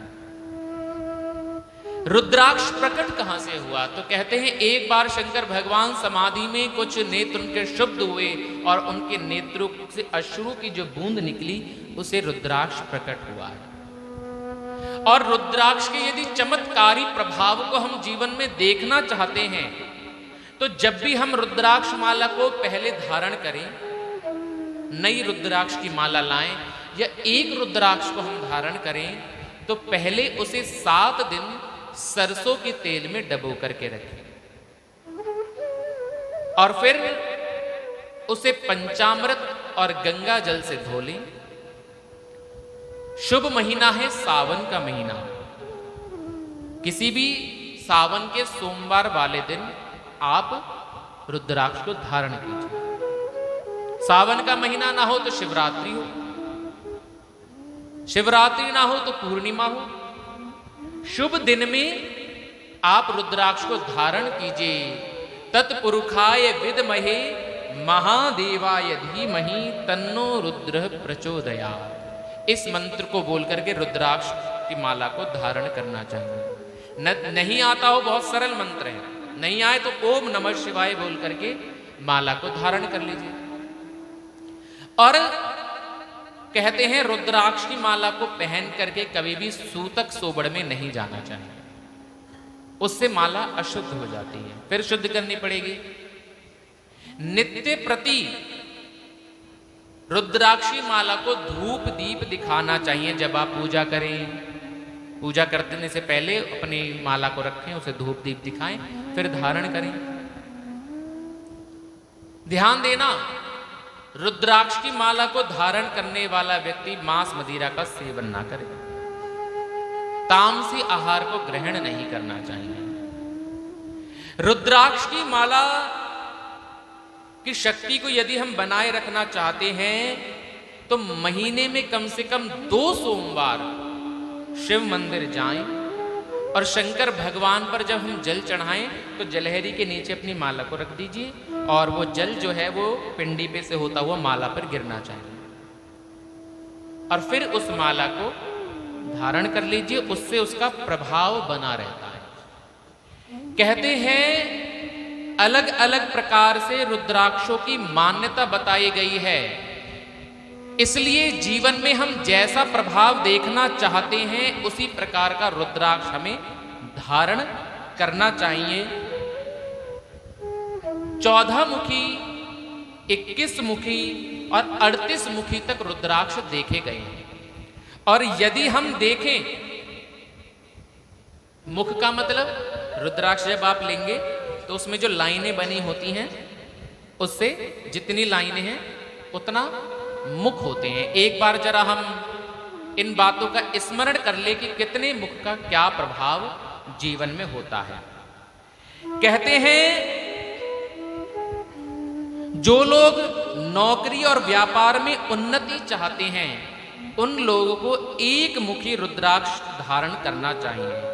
एक मुखी रुद्राक्ष साक्षात भगवान शिव का ही रूप माना जाता है और इसकी उत्पत्ति बहुत ही कम होती है, अतः इसे प्राप्त करना बहुत ही दुर्लभ बताया गया है। 2 मुखी रुद्राक्ष जो है वो अर्धनारीश्वर रूप माना गया है। शिव और पार्वती दोनों का रूप है ये रुद्राक्ष। मस्तिष्क, हृदय, फेफड़े और नेत्र के रोगों को दूर करने के लिए 2 मुखी रुद्राक्ष को धारण करना चाहिए। 3 मुखी रुद्राक्ष अग्निदेव का स्वरूप माना गया है। इस रुद्राक्ष को धारण करने से स्त्री हत्या जैसे पापों से मुक्ति मिलती है और निरस बन चुके जीवन में एक नई उमंग आती है। 4 मुखी रुद्राक्ष को धारण करने से संतान की प्राप्ति है, तो निसंतान व्यक्ति को 4 मुखी रुद्राक्ष धारण करना चाहिए। पंचमुखी रुद्राक्ष जो है वो सर्वगुण संपन्न माना गया है और प्रायः पंचमुखी रुद्राक्ष बहुत सरल स्वरूप से मिल भी जाता है। यह भगवान शिव का सबसे प्रिय रुद्राक्ष है। इसे सभी रुद्राक्षों में सबसे अधिक शुभ और पुण्य प्रदान करने वाला माना गया है। इसके अधिपति ग्रह बृहस्पति हैं। इसलिए बृहस्पति ग्रह के प्रतिकूल प्रभाव के लिए पंचमुखी रुद्राक्ष को धारण करना चाहिए। 6 मुखी रुद्राक्ष कार्तिकेय का स्वरूप माना गया है, जो कि शिव के पुत्र हैं। शिव महापुराण के अनुसार इस रुद्राक्ष को विधिवत धारण करने और नियमित रूप से पूजन करने से ब्रह्म हत्या जैसे पापों से मुक्ति मिलती है। सप्तमुखी रुद्राक्ष सप्त ऋषियों का प्रतिनिधित्व करता है। मां लक्ष्मी की विशेष कृपा की प्राप्ति के लिए सप्तमुखी रुद्राक्ष को धारण करना चाहिए। 8 मुखी रुद्राक्ष अष्ट भैरव का प्रतिरूप हैं और इसके प्रधान देव श्री गणेश जी माने गए हैं। ये अष्ट देवियों का आशीर्वाद प्राप्त करवाता है। इसे धारण करने से इंद्रियों को नियंत्रित करने की शक्ति जागृत होती है। यदि इंद्रिय काबू में नहीं रहती तो अष्टमुखी रुद्राक्ष को धारण करना चाहिए। 9 मुखी रुद्राक्ष मां भगवती के 9 रूपों का स्वरूप का वर्णन करता है। इस रुद्राक्ष को धारण करने से मां की शक्तियां प्राप्त होती हैं। इस रुद्राक्ष के प्रधान ग्रह केतु हैं, अतः केतु ग्रह के कारण यदि जीवन में परेशानी हो तो भी हमें 9 मुखी रुद्राक्ष धारण करना चाहिए। 10 मुखी रुद्राक्ष भगवान विष्णु का स्वरूप माना गया है। इस रुद्राक्ष को धारण करने से ऊपरी बाधाएं, भूत प्रेत की व्याधा यदि किसी को सताती हो तो 10 मुखी रुद्राक्ष धारण करना चाहिए। 11 मुखी रुद्राक्ष भगवान शिव के 11 रुद्र का प्रतीक माना गया है। भगवान शिव के 11 अवतार हैं। इससे भगवान शिव की विशेष कृपा प्राप्त होती है। व्यापार में उन्नति प्राप्त करने के लिए इस रुद्राक्ष को अवश्य धारण करें। 12 मुखी रुद्राक्ष भगवान महाविष्णु के स्वरूप माना गया है। इस रुद्राक्ष को धारण करने से असाध्य रोग भी शांत हो जाता है, ठीक हो जाता है और गौवध और रत्नों की चोरी करने का जो अपराध है उस पाप से भी मुक्ति मिलती है। कहते हैं इस प्रकार से यदि हम भिन्न भिन्न प्रकार के रुद्राक्ष को धारण करें तो जीवन में कल्याण होता है। 13 मुखी रुद्राक्ष स्वर्ग राजा का इंद्रदेव का स्वरूप माना गया है। इसके साथ इसे धारण करने पर कामदेव का भी आशीर्वाद प्राप्त होता है। इसे धारण करने से वशीकरण और किसी को अपनी तरफ आकर्षित करने का गुण भी आता है। जिनके जीवन में प्रेम और गृहस्थ सुख की कमी हो ऐसे लोग 13 मुख के रुद्राक्ष को धारण करें। 14 मुख का रुद्राक्ष साक्षात हनुमान जी का स्वरूप माना गया है। इसलिए हनुमान जी की उपासना करने वाले लोग 14 मुख का रुद्राक्ष धारण करें। भूत प्रेत और ऊपरी बाधाएं इस रुद्राक्ष को धारण करने से स्वतः ही समाप्त हो जाती हैं। इस प्रकार से रुद्राक्षों की महिमा को कही गई हैं। 21 मुखी आदि रुद्राक्षों को प्राप्त करना बड़ा मुश्किल है। इसलिए सदैव मनुष्य को रुद्राक्ष धारण करना चाहिए। और कहते हैं यदि आप देखो नारायण का मंत्र यदि जाप करना हो तो तुलसी की माला पे जाप किया जाता है। सरस्वती मां का मंत्र यदि जाप करना हो तो स्फटिक की माला पे, लक्ष्मी का जाप करना हो तो कमल गट्टे की माला पे। लेकिन कहते हैं यदि आपको कोई माला प्राप्त नहीं हो रही है तो आप रुद्राक्ष की माला ले लीजिए और रुद्राक्ष की माला पे आप किसी भी मंत्र का जाप करेंगे तो वो भगवान शिव को स्वीकार होगा। इसलिए रुद्राक्ष माला हमेशा हमें धारण करनी चाहिए और सदैव रुद्राक्ष माला पे भगवान के नाम का जाप करना चाहिए। और जो सदैव रुद्राक्ष की माला पे शिव नाम मंत्र को जपता है उसका सदैव कल्याण होता है और वो भोले के नाम को गाने से संसार सागर से तर जाता है। भोले कहने से तर जाएगा, पार भव से उतर जाएगा। भोले कहने से तर जाएगा, पार भव से उतर जाएगा। भोले कहने से तर जाएगा, पारे भव से उतर जाएगा। भोले कहने से तर जाएगा, पार भव से उतर जाएगा।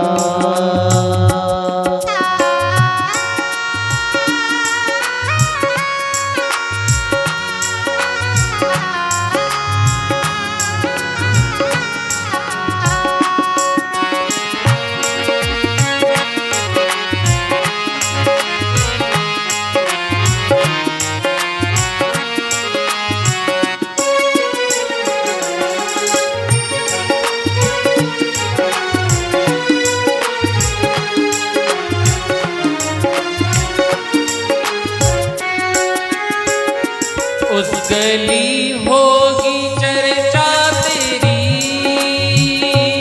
जिस गली से निकल जाएगा। उस गली होगी चर्चा तेरी, जिस गली से गुजर जाएगा। उस गली होगी चर्चा तेरी,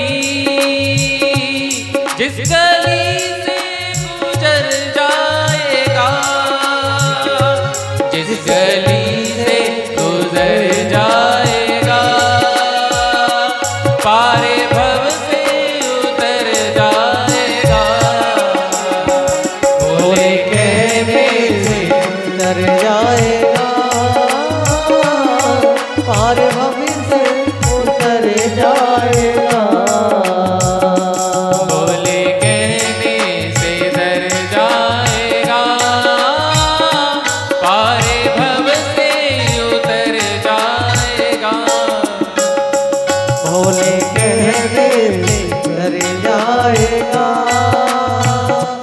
पार भव से उतर जाएगा।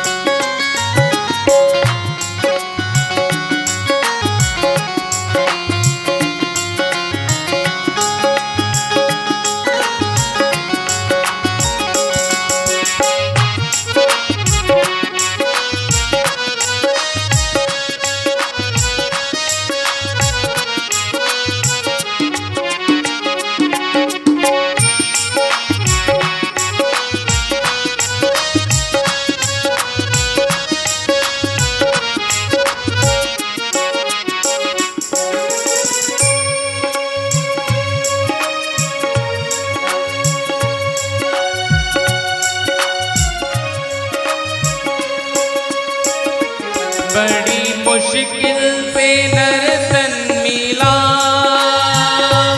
कल ना जाने किधर जाएगा। बड़ी मुश्किल से नर्तन मिला, कल न जाने कहाँ जाएगा। बड़ी मुश्किल से नर्तन मिला, कल ना जाने किधर जाएगा। बड़ी मुश्किल से नर्तन मिला, कल न जाने कहाँ जाएगा। कल ना जाने किधर जाएगा, पारे भव से उतर जाएगा। भोले कहने से तर जाएगा, पार भव से उतर जाएगा।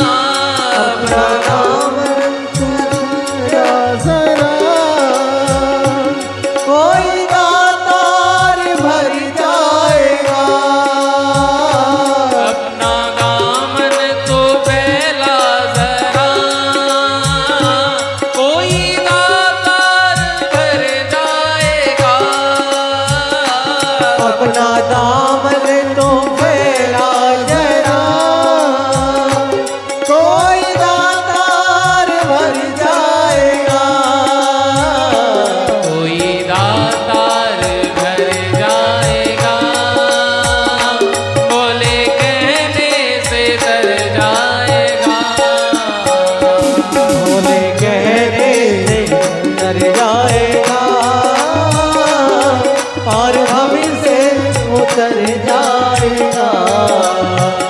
भोले कहने से तर जाएगा, पारे भव से उतर जाएगा। भोले कहने से तर जाएगा, पार भव से उतर जाएगा। नमः शिवाय बोलो नमः शिवाय, नमः शिवाय बोलो नमः शिवाय। नमः शिवाय बोलो नमः शिवाय, नमः शिवाय बोलो नमः शिवाय। नमः शिवाय बोलो नमः शिवाय, नमः शिवाय बोलो नमः शिवाय। हरे हरे भोले नमः शिवाय, हरे हरे भोले नमः शिवाय। हरे हरे भोले नमः शिवाय, हरे हरे भोले नमः शिवाय। हरे हरे भोले नमः शिवाय, हरे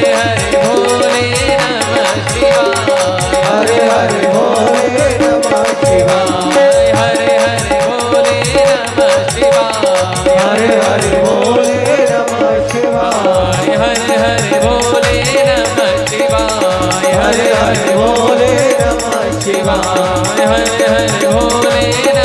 शिवाय। हरे हरे भोले नमः शिवाय, हरे हरे भोले नमः शिवाय। हरे हरे भोले नमः शिवाय, हरे हरे भोले नमः नमः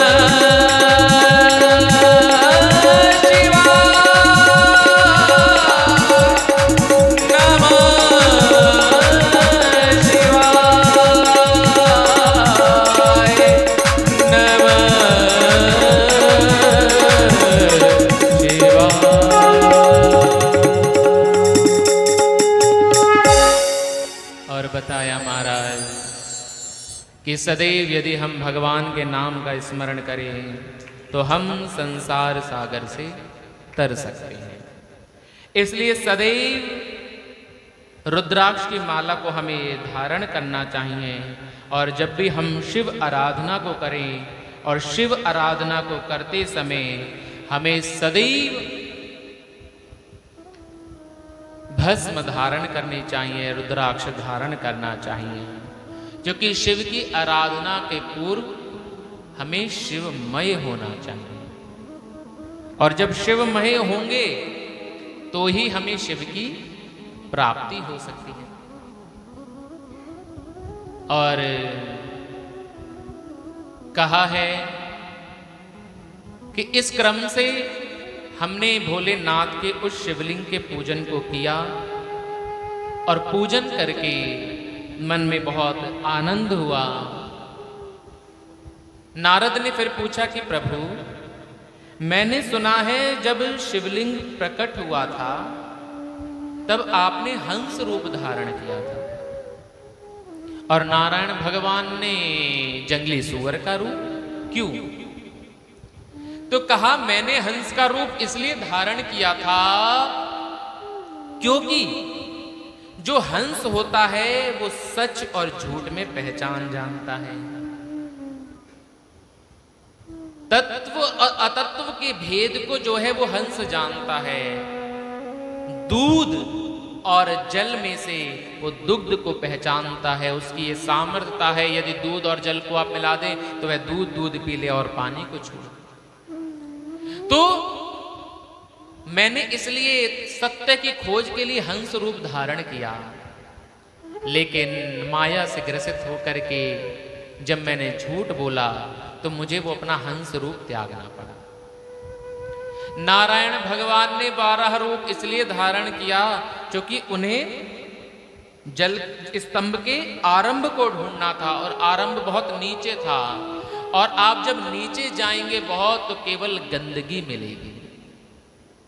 आप बहुत नीचे यदि जाएं, आप सरोवर में भी स्नान करें, आप इस सरोवर में देखिए कोई बहुत सुंदर कमल खिल रहा है, नीला नीला जल है, बड़ा सुंदर लग रहा है। अब आप सोचें कि इतना सुंदर कमल इस जल में खिल रहा है तो हम इसकी गहराई में जाकर के देखें, वहां तो और सुंदरता होगी। तो आप जब कमल के सरोवर में गहराई में उतरेंगे तो आपको क्या मिलेगा? कीचड़। क्योंकि जब भी आप गहराई में उतरते हैं तो केवल कीचड़ ही मिलेगा। संसार में भी हमें यही परेशानी है। हम दुख इसीलिए प्राप्त करते हैं क्योंकि हम संसार में बहुत गहराई में उतरते हैं। जबकि शास्त्र कहता है पुत्र पुत्री व्यापार धर्म आप सब कीजिए, लेकिन आप इनमें बहुत खोइए मत, बहुत ज्यादा डीपली इनमें मत जाइए। क्योंकि आप जब बहुत ज्यादा मेरा बेटा मेरा ये मेरा मकान मेरा ये मेरा वो, जब बहुत ज्यादा इसे डीपली अनुभव करने लग जाएंगे तो आपको दुख मिलेगा। क्योंकि संसार रूपी सरोवर में जब व्यक्ति बहुत अंदर घुसता है तो केवल कीचड़ की प्राप्ति होती है। क्योंकि संसार में कीचड़ ही है। इसलिए कहते हैं हमें संसार में इस प्रकार से रहना है जैसे जल बीच कमल। सरोवर में जैसे कमल रहता तो है, लेकिन रहते हुए भी एक पानी की बूंद अपने ऊपर नहीं टिकने देता। ऐसे ही हम लोग संसार में रहें, लेकिन संसार की वासनाएं हमारे ऊपर प्रभाव ना बना सके, ये प्रयास करें। क्योंकि संसार की वासनाओं का प्रभाव यदि हमारे ऊपर आया तो हम दुख को प्राप्त करेंगे। प्रभाव आने का मतलब हमें अपने प्रभाव में जीना चाहिए। हम क्या है, अपने प्रभाव में नहीं रहते, सामने वाले के प्रभाव में आ जाते हैं। सामने वाले ने कुछ ज्यादा अच्छा बोल दिया तो हम खुश हो गए, सामने वाले ने बुराई कर दी तो हम दुखी हो गए। अरे हमारे बारे में बता, पीछे से ऐसी बातें करते हैं, हमारे बारे में ऐसे बोलते, दुखी हो जाते हैं। क्योंकि सामने वाले का प्रभाव हमारे ऊपर है। जबकि शिव पुराण कहती है कि सामने वाले का प्रभाव नहीं होना चाहिए, हमारे ऊपर हमारा प्रभाव होना चाहिए। क्योंकि हम कौन है? अहम शिवो हम, मैं शिव हूं। शिव का प्रभाव मेरे जीवन में होना चाहिए। संसार का प्रभाव यदि हमारे ऊपर में पड़ने लग गया, यदि हम ये विचार करने लग गए अरे भैया ये क्या कहेंगे, अरे भैया ये क्या बोलेंगे, तो वो व्यक्ति कभी तरक्की नहीं कर सकता। इसलिए शास्त्र की नीतियों को अपनाते हुए हमें श्रेष्ठ कर्म करना चाहिए और संसार के लोगों की परवाह नहीं करनी चाहिए। संसार रूपी सरोवर के कीचड़ में अंदर नहीं घुसना चाहिए, क्योंकि संसार के कीचड़ में घुसेंगे तो उनका प्रभाव हमारे ऊपर आएगा। और कीचड़ की जब छींट गिरती है तो महाराज व्यक्ति तो गंदा होगा। इसलिए कीचड़ अपने ऊपर मत आने दीजिए। अपने आप को समझ लीजिए कि मैं शिव हूं और शिव की कृपा मेरे ऊपर होनी चाहिए। और वही शिव जो हैं सदैव कल्याण करेंगे। इसलिए कहते हैं उन्हें पाताल में जाना था, इसलिए उन्होंने जंगली सुअर का रूप धारण किया। क्योंकि विष्ठा और गंदे स्थान का जो जीव है वो सूकर है और आगे चल करके पृथ्वी की स्थापना भी करनी, इसलिए भगवान ने वाराह रूप धारण किया। और जिस कल्प में हम बैठे हैं ये वाराही कल्प है। इसलिए बोलते हैं जो संकल्प कराते हैं शीश्वेत वाराह कल्पे, ये कल्प का नाम क्या है? वाराह। क्योंकि वाराह भगवान के द्वारा पृथ्वी की स्थापना हुई, तो उन्होंने वाराह रूप धारण के पृथ्वी की स्थापना करी। और भगवान जब चले गए तो नारायण भगवान भी वहां से चले गए। और ब्रह्मा जी कहते हैं मैंने फिर समाधि लगाई और अपने तेज के द्वारा 24 तत्वों के पिंड का निर्माण किया, विशाल पिंड, और उस पिंड का निर्माण कर दिया। पिंड का मतलब आप ये समझिए वृक्ष जल पर्वत सब चीजों का निर्माण हो चुका है, लेकिन किसी में चेतना नहीं है। पेड़ है लेकिन वो बढ़ नहीं रहा, पवन है लेकिन वो चल नहीं रही, अग्नि है लेकिन जलाने का तत्व नहीं है। तो जिस 24 तत्वों के पिंड का निर्माण किया उस पिंड का निर्माण तो हो गया, लेकिन वो अचेतन पड़ा है। जैसे ये शरीर है ना, इसमें यदि शिव नहीं है तो ये पड़ा हुआ है, फिर आप ये कुछ समय बाद खराब हो जाएगा। तो कहते हैं बिना पावर के ये सोर्स चले कैसे? अब सृष्टि बन गई लेकिन सृष्टि चले कैसे? तो कहते हैं ब्रह्मा जी नारद जी मैंने फिर नारायण की समाधि लगाई। और नारायण प्रसन्न हुए और जब प्रकट हुए तो हमने कहा हमारा ये जो अचेतन पिंड है इसे आप जागृत कर दीजिए। और तब नारायण भगवान ने विराट रूप धारण किया। सहस्र शीरिखा पुरुषः सहस्राक्षः सहस्रपात स भूमि गुं सर्वतः प्रतिदशांगुलम्मा। नारायण भगवान विशाल रूप धारण किया और हजारों लाखों नेत्र हो गए हैं नारायण भगवान के, और हजारों हाथ हजारों पैरों के साथ में उस 24 तत्वों के पिंड में नारायण भगवान ने प्रवेश जैसे ही किया है, कहते हैं नारायण भगवान का आकार विशाल हो गया। 7 स्वर्गों की रचना हुई। भू भुआ स्वः महाजना तपः सत्यम। 7 पातालों की रचना, अतल वितल सुतल महातल तलातल रसातल और पाताल, संपूर्ण पाताल से लेकर समस्त स्वर्गों तक वो नारायण विराजमान हो गए और समस्त 24 तत्वों का पिंड जो था वो जागृत हो गया। बोलिए नारायण भगवान की जय हो। और जब ये 24 तत्वों का पिंड जागृत हुआ तो कहते हैं सृष्टि का आरंभ हुआ। और सृष्टि का जब आरंभ हुआ तो कहते हैं ये सृष्टि धीरे धीरे धीरे धीरे बढ़ने लगी।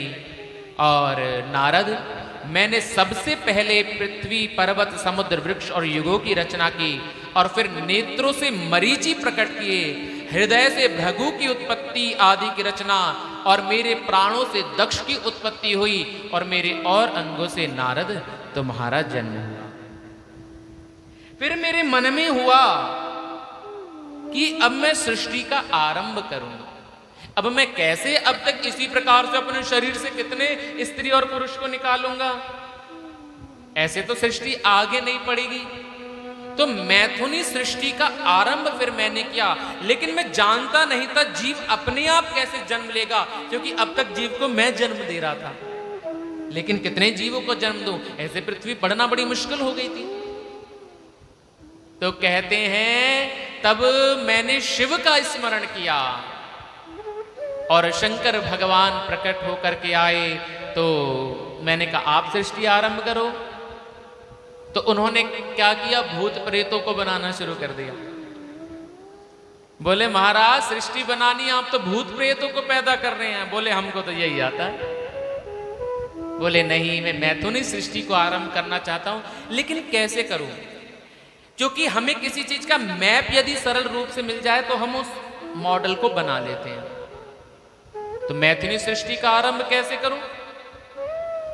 तो कहते हैं शंकर भगवान ने उस समय स्त्री रूप प्रकट किया, और स्त्री स्वरूप को प्रकट करके शंकर भगवान ने मां पार्वती का दर्शन करवाया और कहा तुम स्त्री की रचना करो और पुरुष की रचना करो, इनके मिलन से सृष्टि आरंभ होगी। और तब कहते हैं स्त्री पुरुष के संबंध से मैथुनी सृष्टि का आरंभ होगा, और स्त्री और पुरुष अलग नहीं होंगे, दोनों ही समान होंगे। जिस प्रकार से मेरे आधे अंग में गौरा विराजमान रहती है, ऐसे ही विवाह उपरांत वह अर्धांगनी कहलाएगी, और उस अर्धांगनी के द्वारा सृष्टि आरंभ होगी। और तब कहते हैं शंकर भगवान ने स्त्री को अपने समान स्वरूप बताते हुए मां भवानी दुर्गा को अपने आधे अंग में प्रकट किया है, और आधे अंग में शंकर भगवान है और आधे अंग में मां भवानी विराजमान हो गई, और यही भगवान का अर्धनारीश्वर अवतार है। बोलिए अर्धनारीश्वर भगवान की। भगवान अर्धनारीश्वर रूप में प्रकट हुए हैं और बताया है ये मेरे ही समान मां भवानी है।